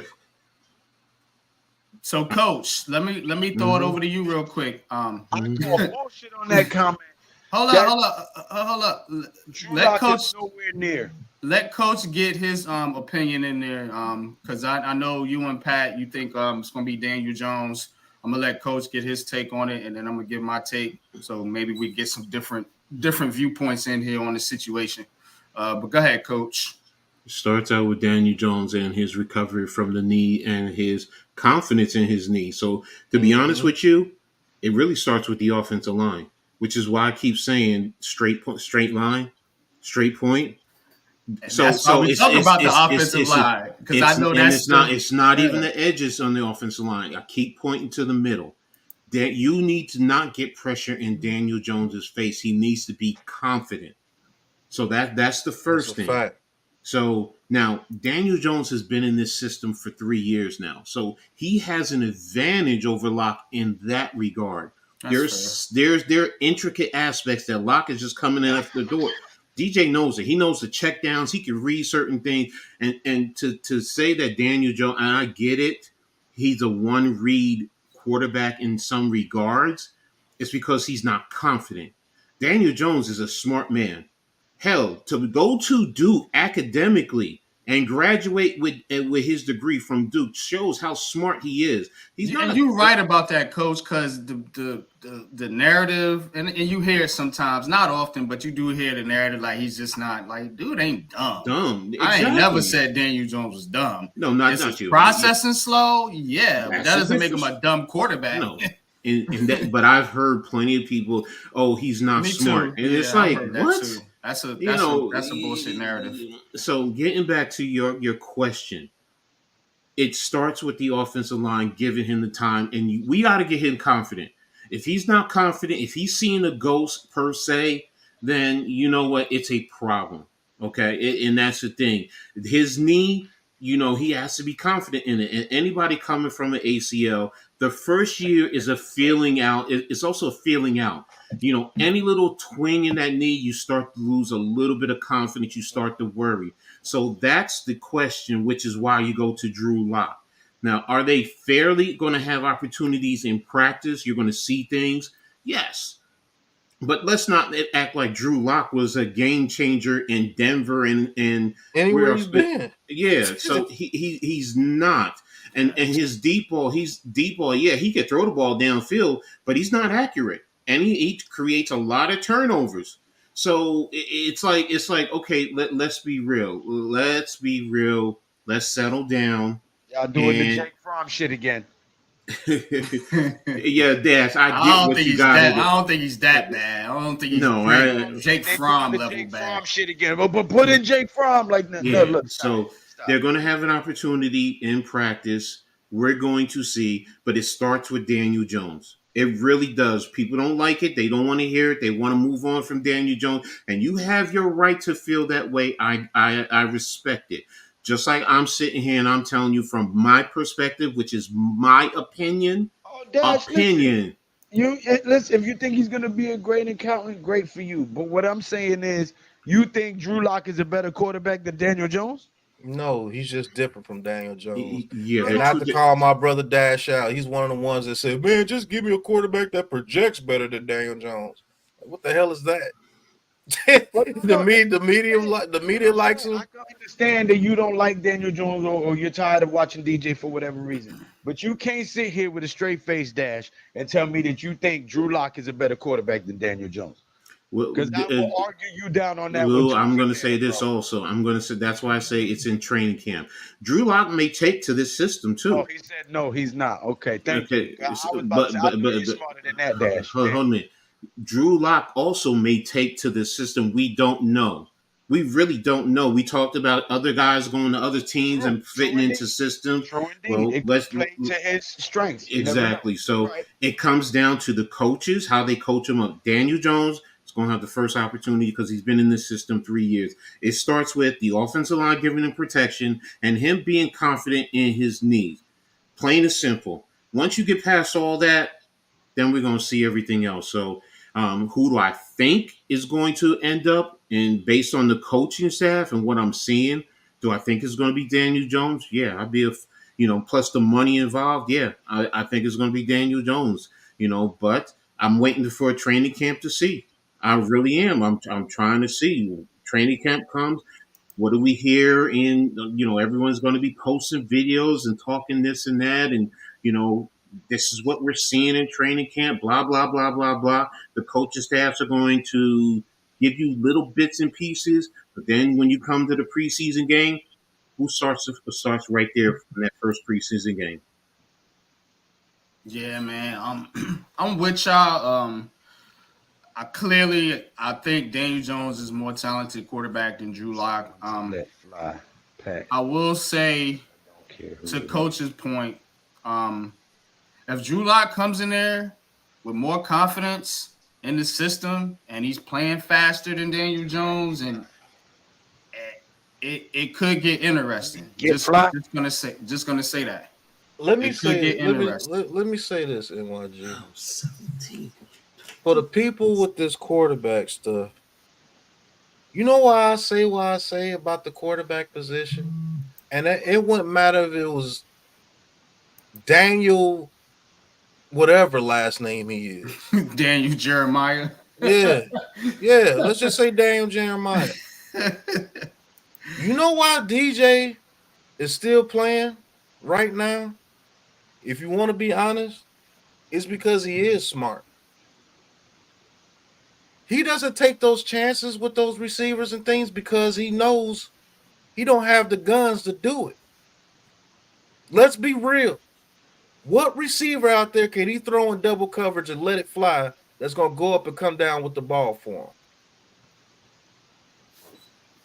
Let's be real.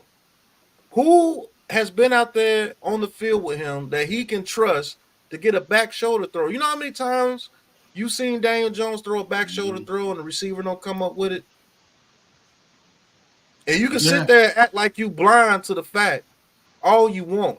The whole year with Kenny Galladay and what's the other cat, the fucking tight end we got from Minnesota, bum ass dude. What's his name, man? Y'all know who I'm talking about. Neither. How many Kyle Rudolph. That's who it was. Yeah. How many back shoulder? Rudolph. How many back shoulder throws did Hodgins catch in a season? And then, what was Hodgins before he came over here and played with Daniel Jones? Think about that. He was on a practice squad. Hodgins did not do back shoulder throws and things in 2022, sir. No, he didn't. Hodgins was a good guy that could get you a quick in route, and he was good in the red zone. And who was throwing it to him? It was Daniel Jones. We don't have the guns to go out there and try to gunsling the ball to people. Slayton was barely catching it wide open half the time before last year before he worked on his hands. You don't have the weapons to go out there and launch the ball all over the field. Motherfucker that like Tyrod Taylor completed 80 damn balls down the field. Nigga, 90% of the time he was overthrowing and underthrowing the ball to those deep receivers. And then they had a way better line than what Daniel Jones was playing with in the beginning of the season, and they weren't playing the same caliber teams. I can defend Richie James for going out there and do what he did. He went in the middle of the field, and he caught the ball when Daniel Jones was getting on the ball in tight windows. Can Richie James jump over two people and grab the ball consistently? He sure hasn't shown he can do that. Let's go. There you are. I'm here. And then we got this crackhead on the screen. Let's talk about it. I mean, one thing I want to say too before anybody says anything. I'm not a fan of players, so I don't care who the quarterback is. I'm a fan of the New York Football Giants. Right. My quarterback, to be honest with you, and I know I'm old school, is Phil Simms. All right. And he All went right. through the same shit And before they got him an offensive line and some decent players out there. He went through the same shit. Dash wants the link now. All right, I'm gonna send it to you on Twitter, Dash. I'm not having it both ways, sir. I'm telling you what Daniel Jones did with Richie James. Richie James was good at getting open in the middle of the field because that's basically all we can do. What player on this team could Daniel Jones throw the ball up to and be consistently be like he's gonna go up there and get it for me? Name one receiver his whole career.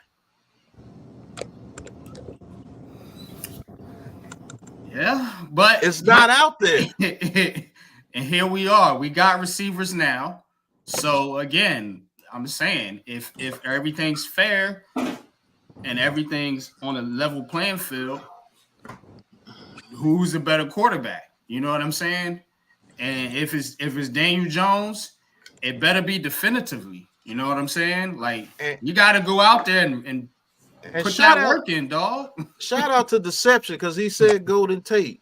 Now I want you to watch Daniel Jones throw the ball to Golden Tate. A guy that did go up there and grab it for him. Was he not throwing it to him? He was going up there grabbing ball with one hand, and he threw the ball up in the air when he was getting hit by the Bears because he trusted Golden Tate to come down with it. Wasn't he throwing the ball to Golden Tate that way? Check your Twitter chat, Dash. I sent it to you Twitter. That is right. I'll stand corrected. He had one guy, and he was getting the ball to him. All right, we got Dash and we got Miz in here, so let's reset the stage. Want to get some different opinions in here. Y'all hit that like button, man. Got 150 in the chat right now. Start with Miz, and then I'm gonna go to you, Dash. Miz, you lot of chatter, a lot of chirping with the quarterback in the chats, man. Now's your time to talk your talk, spit your unpopular opinion with your boy NYG22, man. Talk to me. Look, this is my thing. What I want to say. Hold up, Lou. I asked Miz. Don't nobody care about that. Nobody care about Lou talk. Go ahead, Lou talk. No, go ahead. Let Lou talk. Go ahead. No, I'm just messing with you. You got it, man. Go ahead. Don't crash, Miz. Don't crash, Miz. Please don't crash, Miz. Yeah. I see you driving. I'm like, yo, Miz, yo. We got you, and I man. see you moving the camera and stuff, and I'm like, yo, Miz, bro, be safe, man. We love you, man. I'm driving, but can you hear me? Yeah, no, we hear you. We hear you. You got it. I don't got nothing to say about the quarterback, bro. I know that it would bother NYG. That's why I said that. Listen, man. It don't bother me, bro. I brought it up. If it bothered me, I wouldn't make it a topic on the show. Shit don't bother me, man. I don't get paid for this shit. I mean, it's not much to say about Jones. I said what I said 2 days ago. Yo, Locke and Jones battle it out. Locke has no shot. Okay, so Jones is going to be the starting quarterback. Okay, that's fine with me. I don't hate Jones. I wanted Drake May. We didn't get Drake May. That's fine. We move on. There's going to be a football season regardless, so I'm good with that. But Evan Neal.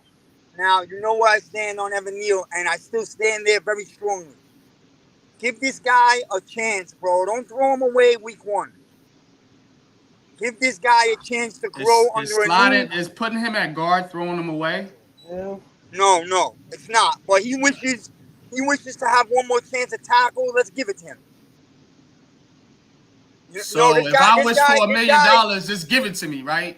Listen, you know it's not $1 million, bro. Because I want to be a bro, millionaire. I believe Evan Neal could be a real deal good tackle, man. He didn't come out of nowhere. So agreed. Let's wait and see what this new guy could do. We added 2 veterans in free agency. Hopefully Andrew Thomas is fully healthy. It looks like he is. Let's see what happens. How long are you giving this experiment? I'm giving this an 8-week, half a season. Yes, I am. Okay. It takes time for an O-line to gel. Okay, and also, that's right, listen, Mr. man, Tony. I hate to say this, but this is the truth, right? The Giants are not going to a Super Bowl right now. So let's let this grow because, like Pat said, if Evan Neal becomes the real deal guy that he should have been when we drafted, that serves us big time for 2 years from now. Okay. Ooh. So we got young kids on the team. Let's invest in growth and development. Now we want growth and development, right? But when I What am I supposed to want? What am I supposed to want? Well, what you want and what you get is two different things. You know what I'm saying? So again, you can want Evan Neal to be the right tackle all you want to, but if he's out there getting the quarterback kill, whoever the quarterback is, and I hear everything everybody's saying, but if he's a liability on this offensive line, I'm not waiting 8 games to fuck up a season for this cat. Me and Pat said this for 2 years in a row. Evan Neal is the key to this offense being good because he's so important to the line. And he's a high draft pick. I get all that. But how long is too long? How much do you have to see before you say, look, let's try something different? 20 games is enough for you, then, basically, what you're saying. Nah, 8 weeks, brother. No. NYG is saying right now. When I'm asking him, 2 seasons, and y'all not even factoring the fact that he's been hurt. He was hurt. Y'all not even factoring the fact that he's been hurt. I am factoring in. He an injury liability, hold on. But he's playing as a liability. Miz just said 8 weeks. So the 20 games that he's played, and the next 8 weeks, the first 8 weeks of the season, if he is still ass cheeks, it's over for Neal, in your opinion, Miz. Yeah, and it's over for the Giants too. Yeah.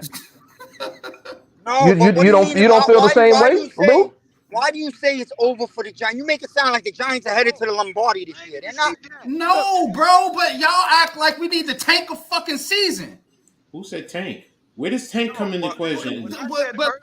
Don't. As far as me, don't ever say I want to tank. No, nah. Don't tank. I hate that word. I hate that word. About you, Coach. When he says y'all, he's including me because I'm battling. Earlier was by week 4, we will know if the offensive lineman was the problem or if OG Bobby Johnson was the problem. I agree with that.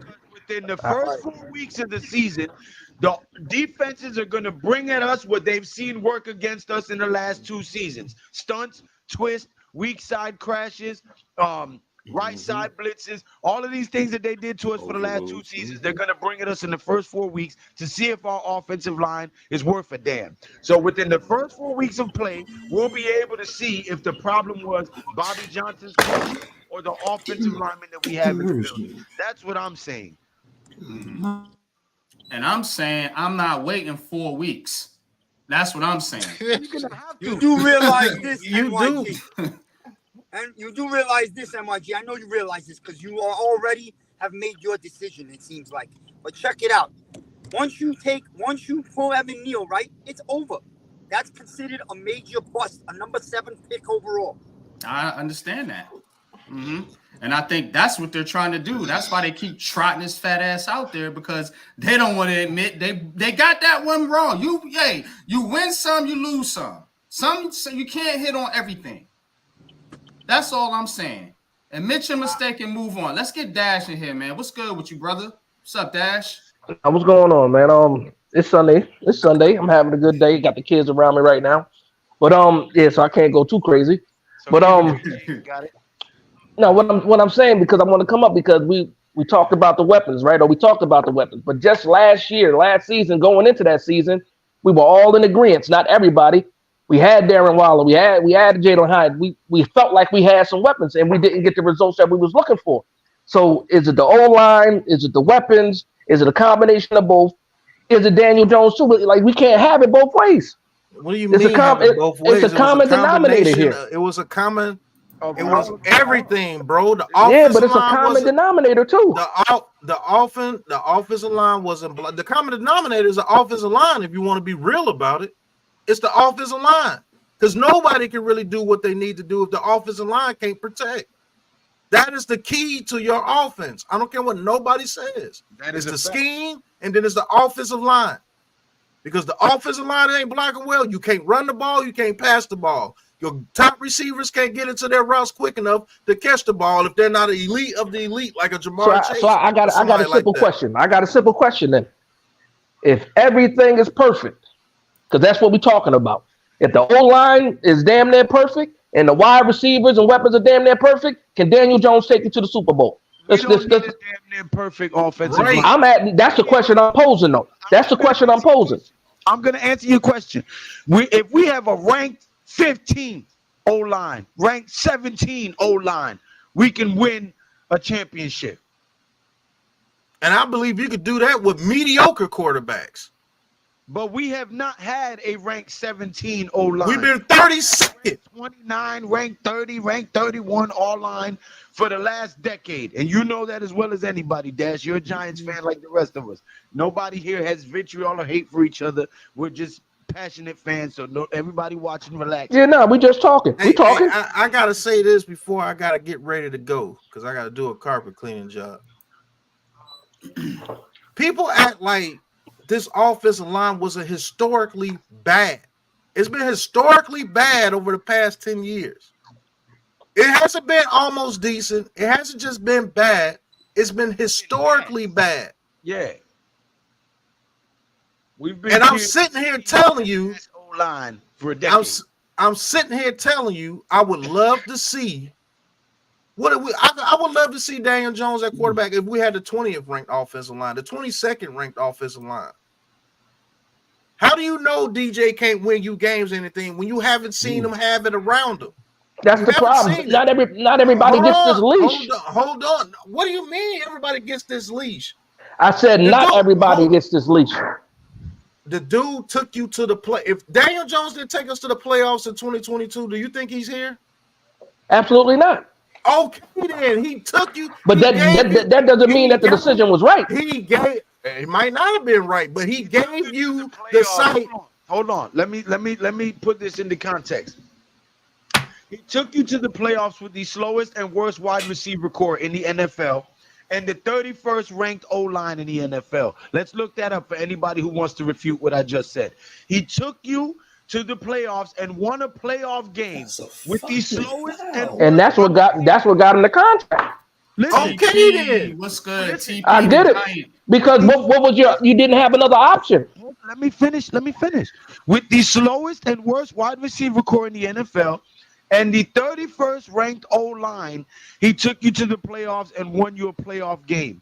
So it would suffice to say that if you fix this O-line from rank 31 to say rank 20, and you add a weapon like a Malik Neighbors, okay, and you have some familiarity with the coaching staff and the same scheme, the probability is that you can win more playoff games and possibly a championship. So what you're saying is we need all that. No. What do you mean? All we need to do is repair this O-line. Hold on. Win a damn chip. Hold on.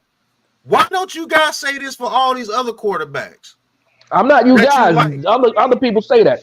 I'm talking about Daniel Jones. I'm saying what is it being perfect by having? Please, because I'm gonna make this as simple as possible. I'm not saying we need perfection. I'm not saying we need a top 10 O-line. I'm not saying we need 4 number round picks at receiver. No, I'm saying we needed a number 1 receiver, which we got in Malik Neighbors. I'm saying we needed to take our O-line from rank 31 to rank maybe 19 to 17, somewhere in there, and we can win a chip. Now, if this O-line proves to be rank 15, rank 19, somewhere in that range, and we got a weapon like Malik Neighbors and Daniel Jones is healthy, yes, I am going to go out there and say in front of the world on social media that I believe Daniel Jones can win us a Super Bowl but Lou, with a ranked 19 O-line and the weapons we have. Let me ask a question real quick. Hold on. Give me 1 second before I got to get out of here. Go ahead. Why does everybody say that when I say like what Lou just said? I said, man, I just want to see Daniel Jones with like a 20th ranked offensive line and a number 1 receiver. Oh, everything got to be perfect. How the fuck is that close to perfect? I want to ask Coach Ed a question since you're offensive line. Hold on, man. It goes to your point. Though. Close to perfect would be fucking Joe Burrow over there with the Bengals with the number 1 ranked offensive line of Jamar Chase, Higgins, Tyler Boyd, Uzama, Mixon, all that crap around. That year he went to the Super Bowl, the offensive line wasn't even ranked that high. I know, but he still had 3 number 1 receivers out there with him. Okay, Daniel so my Jones question: don't have one. What a worse offensive line So how can everything be perfect if I say, let's just say if he has the 22nd? It ain't just, but it's not just on the offensive line, because I'm gonna ask Coach a question. Would you say, Coach, being an offensive line coach, that quick processing and good quarterback play helps the offensive line? At moments it can, yes it can. At moments, not always. And then that's my argument for this past year, because again, the offensive line sucked, right? Okay, but Dash, see, the whole thing is, and it's been said, football is the ultimate team sport. You're only as strong as your weakest link, to be honest with you. What happens, Dash? What happens, Dash, when your receivers have to be schemed open?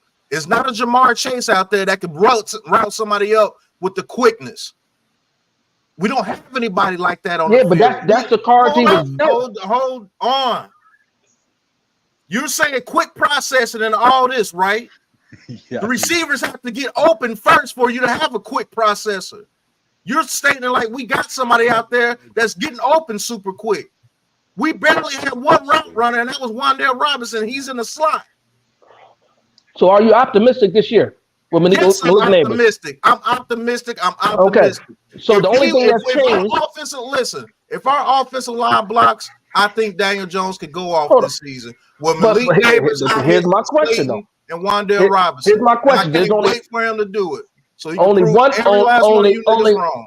And guess what? If I'm proven wrong, that's fantastic, because the Giants win at the end of the fucking day, and that's fine for me. Exactly. I'm saying, what if? Well, first of all, what if it doesn't happen, because it hasn't happened? And then the only thing that happen, guess what I'm gonna say? We got to go get a quarterback. Okay, but then you will be behind the 8 ball then. No, a lot of people have been saying it. No, you won't. But I didn't even get a chance to say my point. No, you won't, because if the offensive line is blocking and you got weapons out there already, you have a foundation for the new guy who's a better processor. So the only thing that's changed in that wide receiver room is Malik Neighbors. So you telling me Malik Neighbors is the only? We putting all this pressure on Malik Neighbors. That's what we're doing? No, we're saying that Malik Neighbors can draw attention to him, which opens because they ain't no other weapons. But that's the same argument we had last year. When Darren Waller got on the team, we said he gets that attention, and other people should be able to get over. Then did Darren Waller do what he was supposed to do? Was Darren Waller's head even in the game? Because you told me in some games the Miami game was one you go to all the time about. Game, did he not drop a touchdown pass from Daniel Jones? He did drop a touchdown, but that was also his best game. Did he not drop a back shoulder pass from Daniel Jones? And that was also his best game. Exactly. So what are we talking about? So he has to step up. If he doesn't step up, that doesn't mean that's the quarterback's fault. I don't care who him being on the field, like you said, if you have a guy that's a weapon, if he's doing what he's supposed to do, then it will happen. If he's not doing what he's supposed to do, you get your ass whooped. I don't care what position it is, whoever it is. You just said he dropped the ball, so he didn't complete his task, but he did get open and was targeted. Now he dropped the ball, but him doing that alone, like to your point, you said it opens up everything else. But what happened? If the nigga is dropping the ball and not doing, I'm not talking about what he's doing as an end of it, because if he drops the ball, that's on him. I'm saying how he was supposed to affect the rest of the play. Again, we was in the same spot. Darren Waller's on the team. They're gonna shade some coverage. He should open up other people. Did Darren Waller do what Darren Waller usually does? This past season, I already answered that question. I'm asking you a separate question. He did what he was supposed to, except for the times when he dropped the ball, right? No. So he wasn't getting the same player. Listen. Time out. Listen, Darren Waller was the equivalent of the Kenny Galladay trade. He did absolutely fucking nothing. He didn't draw the coverage that we thought he was going to. His head wasn't in the game. He didn't pick up the system that well. He was not effective to the point of where people had to worry about him in the consistently on the field. Right. Exactly. What I'm saying is Jalen Hyatt wasn't a legitimate number one receiver. He's still developing. Malik Neighbors is a generational talent type of wide receiver. If he can draw the coverage that we think he can, then perhaps Jalen Hyatt or Wan'Dale Robinson or Slayton or Theo Johnson Bellinger can now. We think that Neighbors can do what Waller was not able to do. That is what I'm saying. If but to me, line has improved from 31st to 20th, we can win a freaking championship. But then with all these arguments, right, or debating what we're doing, all that sounds to me is like it's everybody else's fault. Everybody else got to do their job. in order for the quarterback to be good. Because Everybody else got to do their job. You want to know why? You want to know why, sir? Hold on, Pat. Hold on. Dash, I am not a fucking Daniel Jones lover. When I'm not saying. I'm talking about quarterbacks in general. I want to explain something because it's like y'all think that we purposely was like, don't draft the quarterback, they all suck. No, we all understood that he's under contract. He's going to be the quarterback this year. You have a number 6 pick, go grab a weapon. So when you are ready to get a quarterback, you're putting them into a system that's already installed with a foundation and playmakers already, like the San Francisco 49ers consistently do. They change quarterback like freaking people change their underwear, and they're still consistently in the playoffs because they're bringing their quarterbacks into a system that's already built. The Giants need to get to that point. So instead of drafting quarterback after quarterback like the Browns did for decades, I don't want to get into that. I would rather build the team, and whether this quarterback succeeds or falls on his fucking face, when the season is over and it's time to go get your quarterback or whatever, based on how the season ends, you're at least got bringing something the next to work guy with. into an established system with a team that's already. I understand. And hold on, let me say this real quick because I really do got to go now. D'Ella, Darren Waller had the most yards for a tight end between the first 4 to 5 weeks. Who was the quarterback the first 4 to 5 weeks for the Giants? He smoking rocks the rest of the season, though? Hold on. But who was the quarterback the first 4 to 5 weeks of the season? It was Daniel Jones. He was getting it to the guy that was supposed to be the best player on the team, right? It was Daniel Jones at quarterback. I thought he wasn't doing his job, though. He wasn't doing his job to the best of his ability. We know Darren Waller is way better than that. True or not? Like you just said, he wasn't doing his job, but then the first 4 weeks of the season, he was doing his job. He wasn't doing his job the way that we know Darren Waller to do his job. Point blank, period. But we can't expect him to be that because he's fucking 36 years old. Who's 36 years? Waller's 30, like what's he, 34? He's 34? Yeah, Waller's like 31, 32. 30. No, he's not. 32, 31, 32. Nah, we gotta check the Carfax on that. I believe that man is 34 years old. Check the Carfax. 36 years old. We gotta check the Right. Carfax. Nah, he ain't no 36. Once y'all learn that yes, the quarterback. Hey, check the Carfax.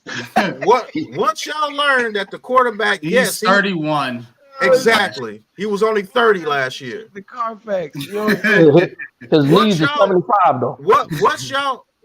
What y'all need to learn is, yes, the quarterback is the most important position on the field when it comes to the football. It's true, but it's also the most dependent. And that's a fact. When you look at the game in total, he is the most dependent player on the field. He needs his offensive line to block. He needs his running backs to run the ball correctly. He needs his receivers to get open and separate and catch the ball. And he needs his scheme to be whatever fits his abilities. He's the most important player on the field because he's the facilitator. He makes the situation better. He doesn't make everybody on the team better because he's just this great quarterback.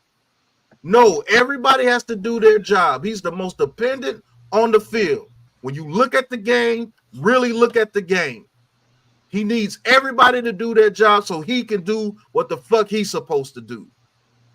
That's a straight up fact. Real quick, Pat and Dash. In this situation that we moving forward into in this 2024 season, we got neighbors. You think the line's supposed to be straight or whatever. Like, what is the expectation here? What is the expectation here? Because if that's the case, and this is kind of where, you know, I kind of mediate because I see Dash's point and I see Pat's point. But if that's the case, what is the real expectation for this team going into this season? And more specifically, what is the expectation for Daniel Jones? You know what I'm saying? Because if everything that we saying needed to be fixed is quote unquote fixed, then we have to put some type of expectation on this season for the cat, because we can't just go in here and saying, look, we need this, that, and the third. And NYG, just to be real, I don't have, like last year, I was full of expectations. Last year, I had ideas of what was going to happen, and the wind got took out of my sails. So this year, I don't have, per se, expectations. I got things that I'm looking for. I expect the defense to look better. I expect the offense, as far as we know, the offensive line on paper should be better. We'll see. Like to lose point, we'll see what happened in the first couple of weeks, whether it was the coach or the players. But it's like I can't get into like a win prediction or something like that. If that's what you're asking. Yeah, nah. Just what is your expectation? Nigga, what you mean? What's your expectation? Because if we talking about the quarterback, so if all this is right, and we needed this to be right to see the best version of Daniel Jones, what is the expectation?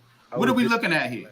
I'll put it this way: if Daniel Jones is both healthy physically and mentally, because that's the biggest part of it, coming back off the knee, being able to trust himself to be able to move around. Mm-hmm. Absolutely. What they telling me with the moves they made in the offseason is that they plan on competing in the division. That's the expectation. That's what they telling me. They didn't draft a quarterback again. I only wanted Michael Penix. I'm not like everybody else where it just would have been any quarterback. Michael Penix was my guy.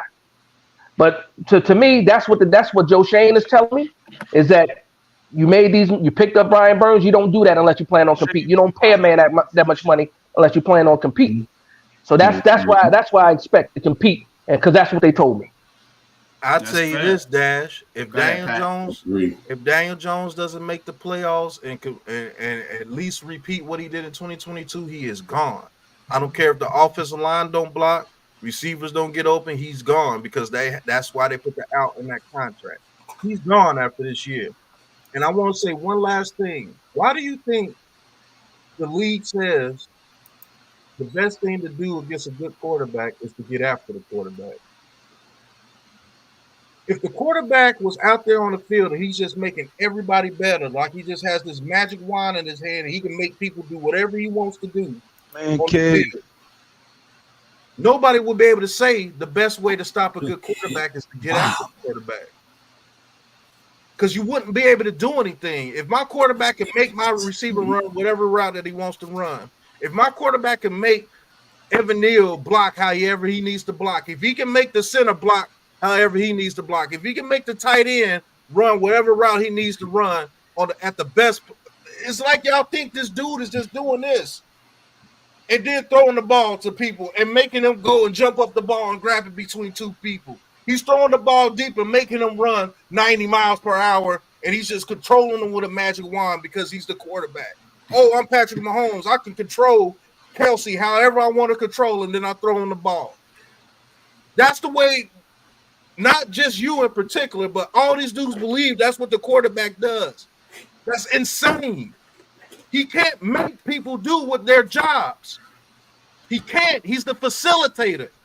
He needs them to do their jobs. Oh, you get open? Bam, I got you. I'm that good of a quarterback.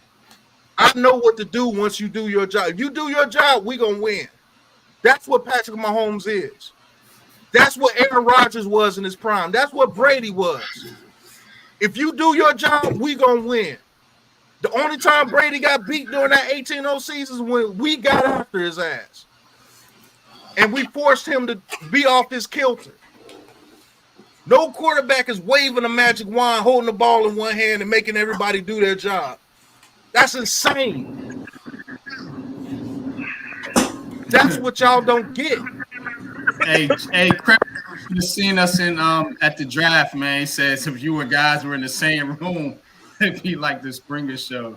Yeah, man, when we get together, we turn up, man. That's what we do, man. I don't care if you don't believe he has the talent to get it done. I told you, I don't care. If Daniel Jones shows that he can't do it, then get rid of him. We be all in the same room. We go to every draft. We are the Big Blue Crew Sports Network. TP Way the Giant. The link is in the chat, man.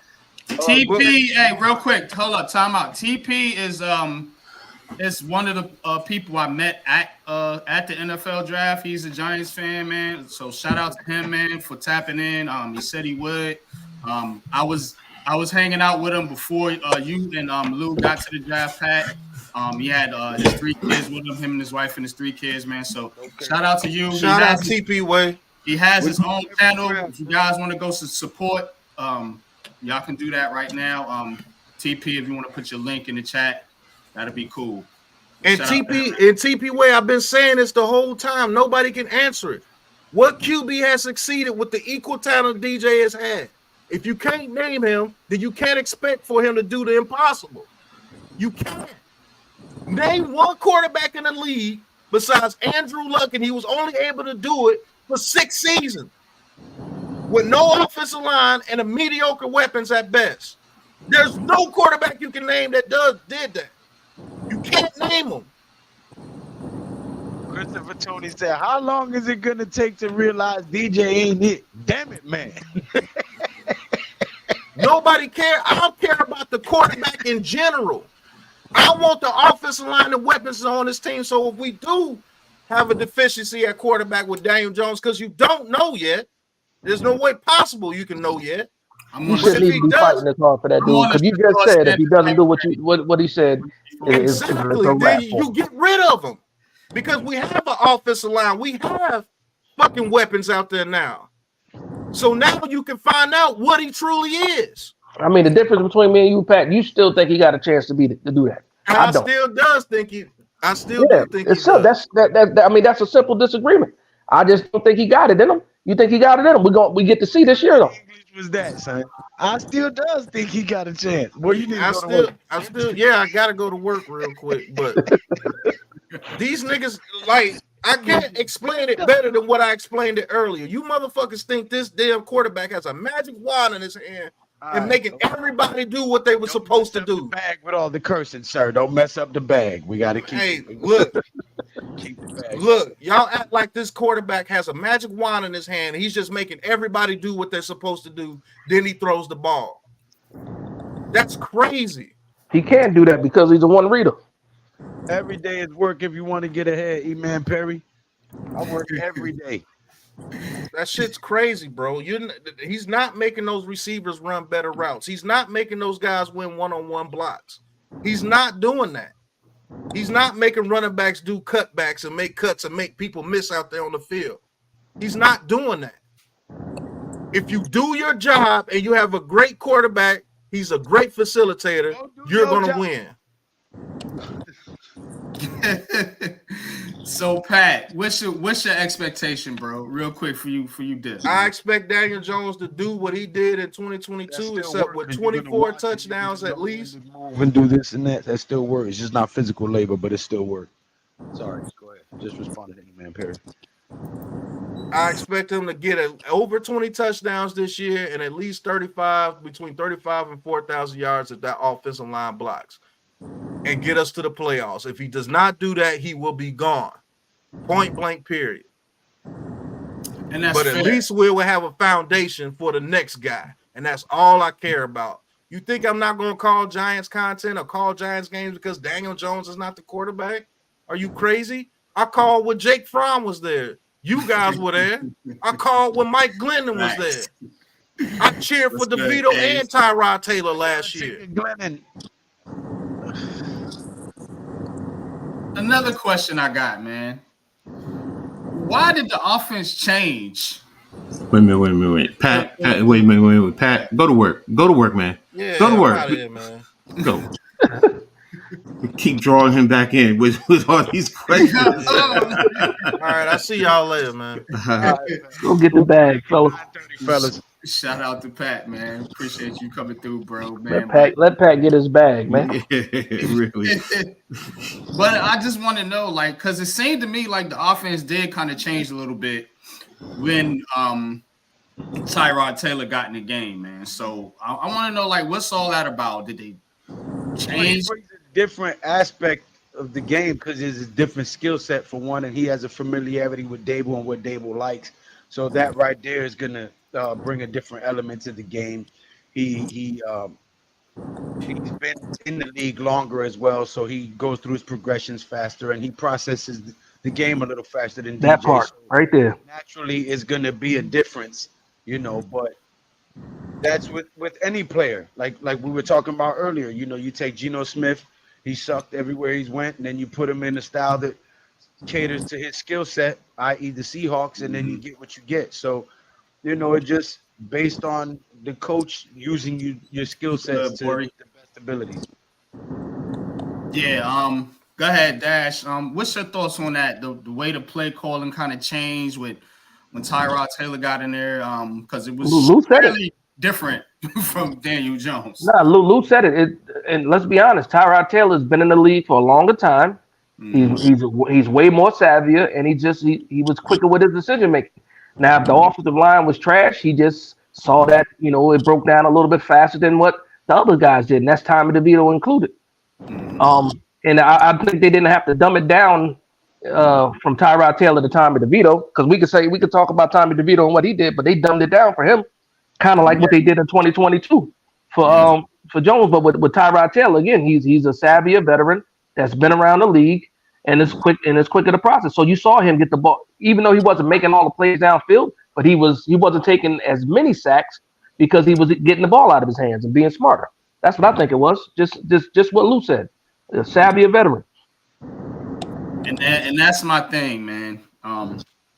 When we get these weapons and we get everything out on the field, the offensive line straight, you're getting some time back there to throw. Make the play. You got to make the play at that point.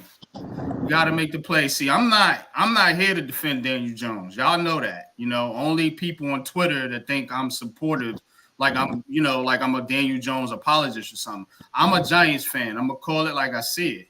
You know what I'm saying? That's why I asked y'all what's the expectations for going into this season, because the excuses at this point have to be out the window. We can't keep bringing them to the table year after year after year after year. This is kind of where regardless, unless he does something miraculous and wins us a chip, he's gone. And that's my only thing. You know what I'm saying? So he'll probably stay in the backup capacity to whoever we draft and be that veteran QB and all that. But I mean, as far as that goes, if he don't do something great, get us to the championship or win us a couple playoff games, he's more than likely gone next year. So there is no next. What do we do next? It's more right, likely.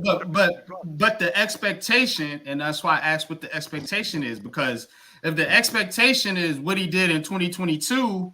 The 15 touchdowns and however many interceptions, 7 rushing touchdowns. I need more than that, because you showed me that you could do that with the worst wide receiver core. And that's where I'm coming from, bro. So I need to at least get to the championship game if I'm going to consider re-signing you. And that's fair. That's fair.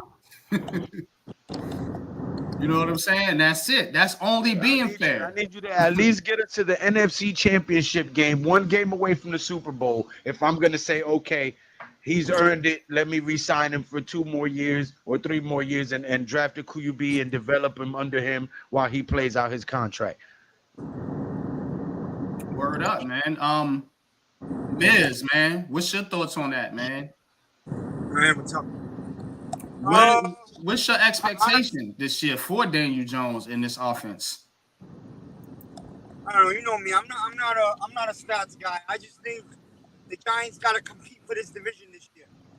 Maybe make a wild card or at least play a Week 18 game in or out. You know what I mean? It can't be over by Halloween or Thanksgiving. It just cannot be. Right. But the thing about Daniel Jones, it's pretty much set up in next year that they're going to go get their QB. But listen, if Jones takes over the team, he's a true leader, a commander of the field. You see that it's a different Jones, a cocky, arrogant Jones. Then you think about, keep Jones. He showed me a different lion this year. I got to see that. I'm telling you, he's not going to be so quick to tuck the ball and run now after this leg injury. I think he's going to take the time now to really learn how to go through his reads and process faster. And if he can do that in this offseason and have a firmer grasp of this offense, because he's in his 3rd season in it, and he actually learns how to process faster and go through his reads, we're going to see a different Daniel. That's what scares me, Lou. That's what I'm hoping for. That's what on the wall. He's probably gone this year. Yeah, that's what scares me, Lou. Because again, a lot of his play is off of his legs. You know what I mean? So that's what scares me the most about this year. Is again, we saw pictures of him throwing. It looks like he's moving around throwing. Obviously he's not, free for contact. What's it called?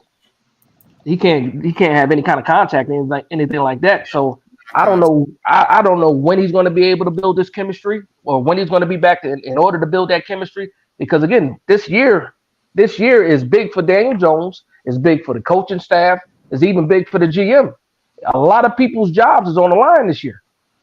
So yeah, that's the part that scares me because we saw Daniel Jones at his best, if you want to call it that, at his best in 2022, and you saw what that got you. Yes, we got the wins. Yes, we got to the playoffs, but I'm talking about Daniel Jones himself, what he was.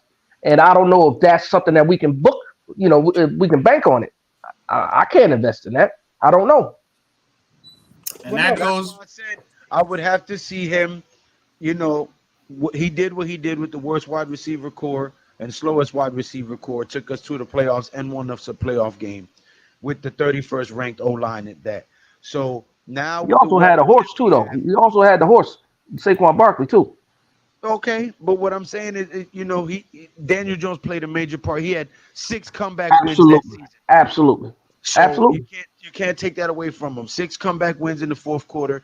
You would have to give him his credit for that. So he was a major part of that season. And so with him being able to do that with the worst and slowest wide receiver core, with the guys that we have on paper now, if this offensive line can give us a decent 18 ranked, 19th ranked offensive line play, I would expect to see him take us to at least a championship game. If he can do that, then yes.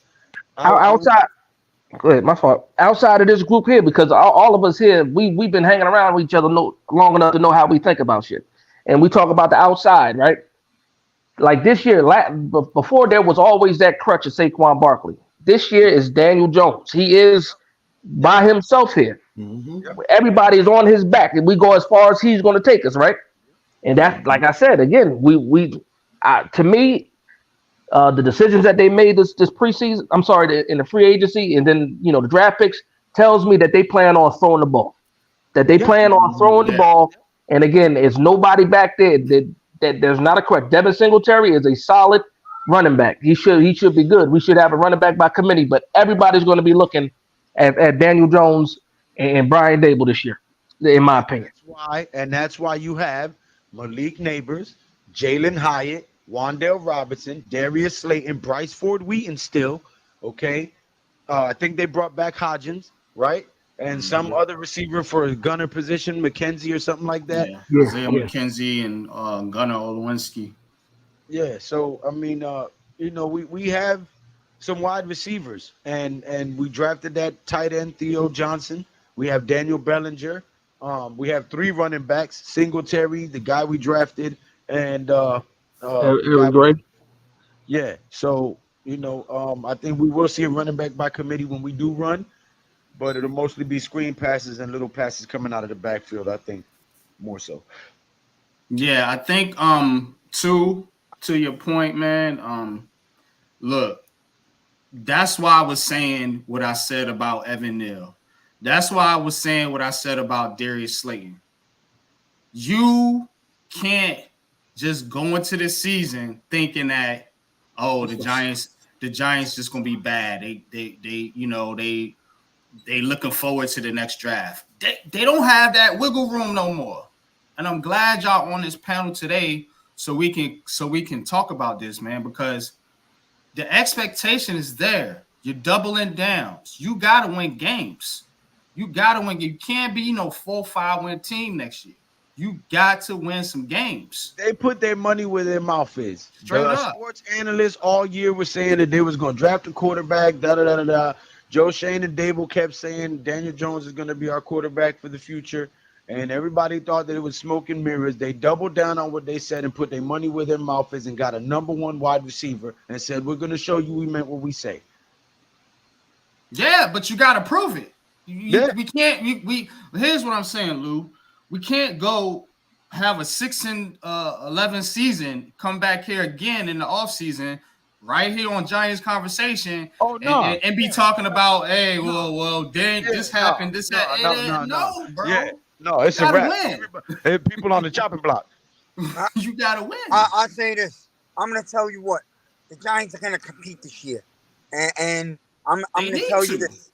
The O-line, if the O-line could stay healthy and grow together as each week goes by, and you give Daniel Jones a pocket, and he doesn't have to be Lamar Jackson, just let him play pocket passing quarterback, And I think with the running committee, you'll be shocked. I think we'll have a better running game without Barkley than we did with it because everyone was so focused on Barkley. Now you could spread everyone out and play football, a team brand of football. Somebody And made an the analogy. Giants have the defense, MYG. The Giants have the defense to make some noise. The Giant, somebody made, to your point though, man. Somebody made an analogy earlier in the chat. I forget who it was, but they said losing Barkley could be like when Eli lost Tiki Barber, and how Eli Manning, it was kind of an addition by subtraction because of the, you know what I'm saying, the whole dynamic of what Tiki Barber was. It depend on Eli and not on Tiki. So now not on Tiki, depend on Jones and not on Barkley. You don't have that crutch. And another thing too, somebody else brought up too, we don't know how that dynamic was with them paying Jones and Barkley not getting his money. Now, it all seemed like it was cool and dandy on the surface, but we don't really know how players and people were feeling in that locker room about them paying Jones over Barkley. It's just something to think about. A lot of people aren't paying attention to what we did after the draft and undrafted free agents. I'm going to dive into that later tonight at 9:30 when I go live, and I hope you guys tap back in and join me.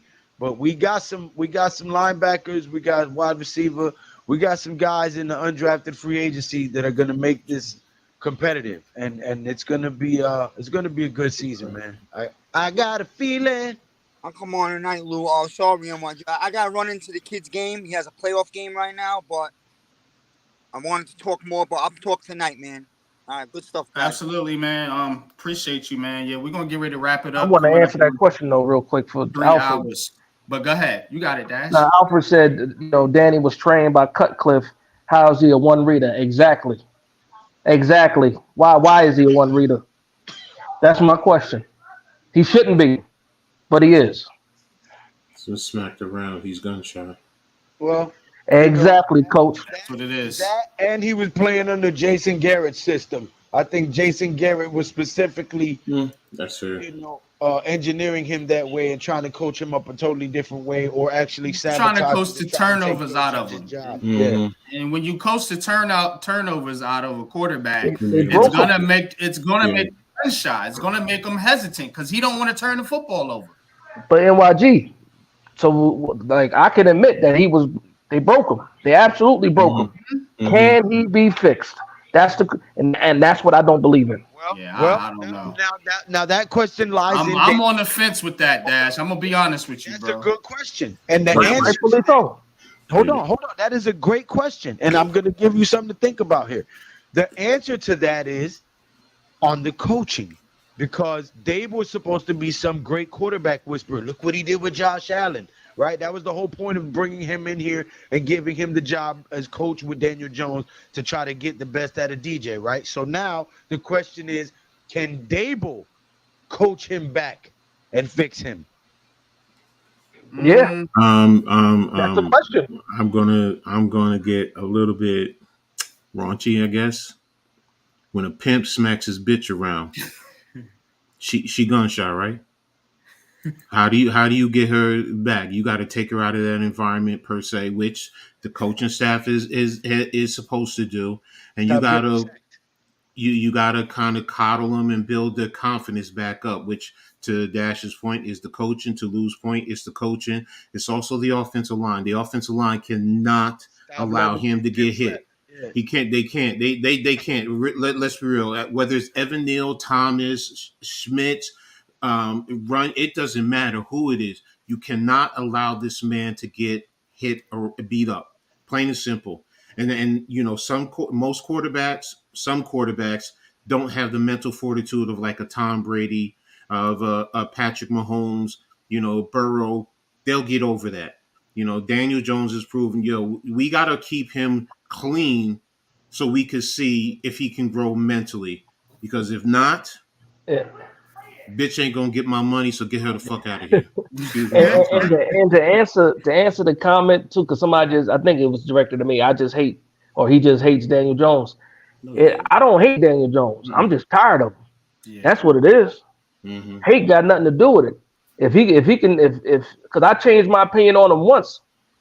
That's true. You did. I can because I vouch. didn't think he was in it, and I got fully behind Daniel Jones. Pause. Absolutely. Yeah, And then there you go. Dash remembers. I had to pause it. PTSD, post-traumatic stress disorder. I had to pause, right? I had to pause it. But to me, I'm just like I've been a fan a long time. Y'all been fans. Like we all 70s, 80s babies in here. 60s. 60s. I didn't want to say it, Coach, because I didn't know for sure. Yeah. I speak my age. I speak my age. I'm 57. I love my age. I'm proud of who I am. And Well, you just missed the the cutoff. You just missed the cutoff then. But still, for me, I'm tired of it. If you guys got more belief, that's fine. If people got more belief, that's fine. I'm never going to argue somebody off of their base. I'm just going to stand on mine. I can't see it right now. And I hope I'm wrong because, again, I'm a Giants fan at the end of the day. And all I care about is winning. That's it. Exactly. Win the damn game. I don't care if Joe Shane back there playing quarterback. Just win the damn game. And that's where I'm at, Dash. And that's what has to happen. Boy, They gotta win games like the rest of them. Us Gen X's is something different. We stay fly all the way to our 80s and shit. You heard? Look at that skin, impeccable. Why? Talk it. We're gonna get ready to wrap it up though. Pause. But 9:30.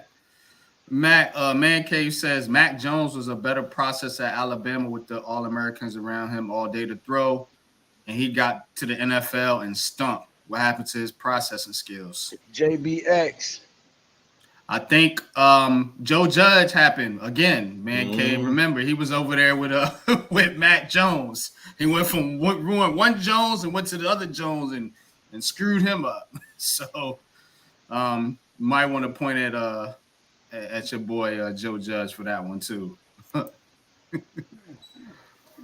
But yeah, man, we're gonna get up out of here, man.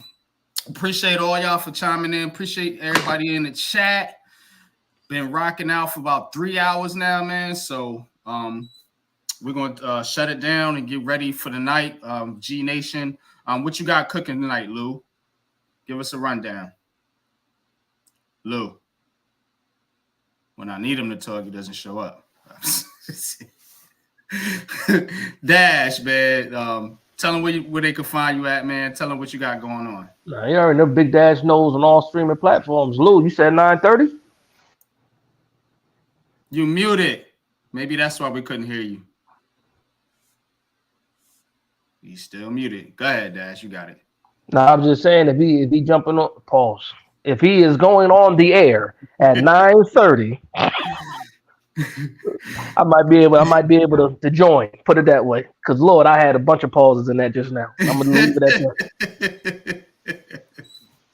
that. 1,000 of them. But nah, Lou, I was asking you. Tell them what you got going on, man. Tell them what you got cracking tonight. Tonight we're gonna dive into the undrafted free agents that the Giants acquired and how they can compete and possibly make this roster better. Some guys that you may have heard of that slipped through the cracks. And JBX all day. You heard? Yeah. But, yeah, man, that's what we're gonna get into tonight.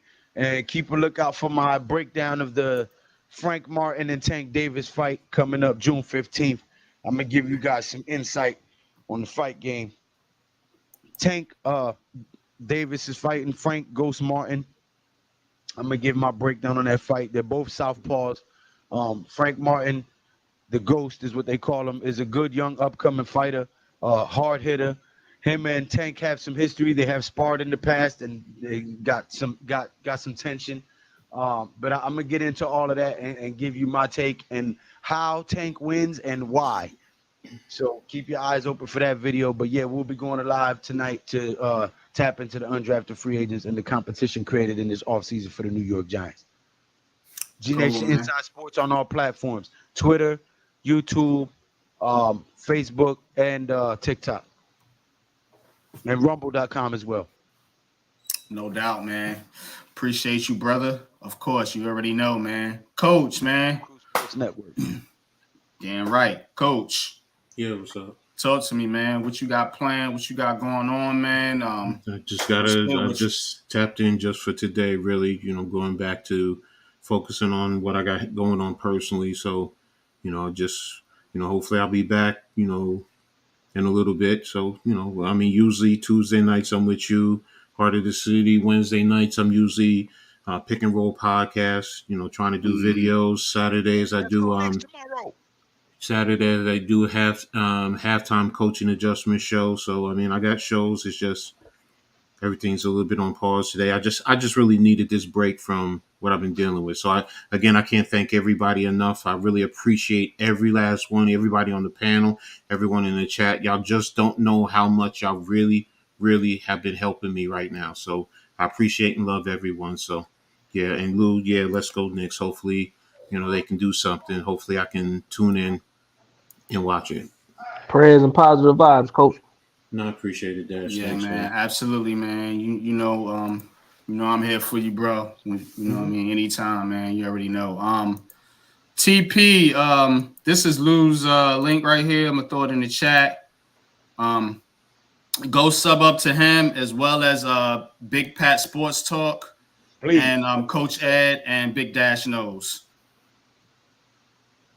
We are all a conglomerate here. We do content together, and you know what I'm saying? Every day somebody got something going on, Sunday through Saturday. One of us is going to be live, or one of us is going to have a video drop in, or something going on, calling a fight or calling a game or something. So, we stay busy like that, man, but definitely sub up to all of us on the panel here.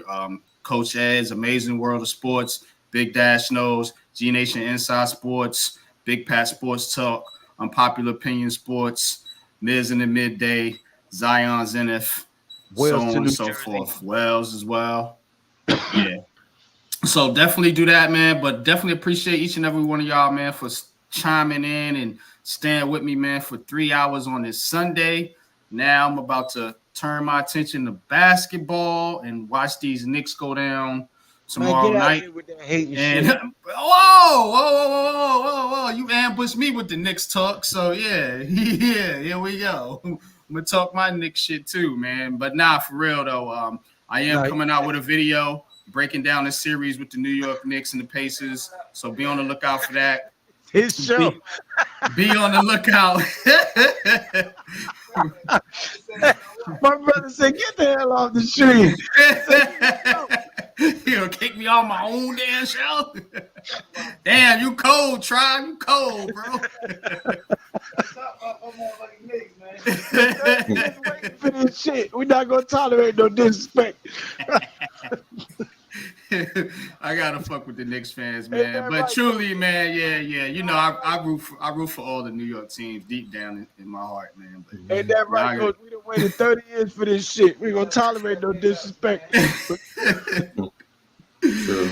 Yeah, man. But you definitely right? be on the lookout to that. Yo, yeah, I heard him. Yeah, big guys, bro. I'm just, I just defending my mom, bro. Yeah, I feel you, bro. It is what it is. I do the same thing with the Nets, man. They be trying to pick on my Nets, man. I gotta clap back at y'all, man, for that. Yo. I hope y'all don't get better enough. I'll tell you that. Oh, it's in due time. In due time, we were there. Then we went down. Now y'all done surpassed us, but we'll close the gap eventually. They didn't want to play with each other. Everybody wanted to be it. Yeah, because they soft. Tell me you done lost your mind. Timberwolves all the way. Really out there doing his thing, Kyrie. Yep, Kevin Durant. He look at him. Yeah, they struggling, bro. That's why I wish we went to New York to the Knicks. Oh yeah, that shit been sold, man. Kyrie. Man, listen, Knicks taking it all the way this year, man. We gonna see, man. But shout out to everybody in the chat, man. Going through the paces, we're gonna beat Boston. I'm not worried about none of it. You gonna beat Boston? You sure about that? Yeah. That's gonna be a hard one, boy. We're gonna beat Boston. We can do it, but that's gonna be a hard one. I hope we go into that one when they banged up. Yeah. I've had enough of this nonsense, y'all, but until next time, y'all, peace. Yeah, we gonna need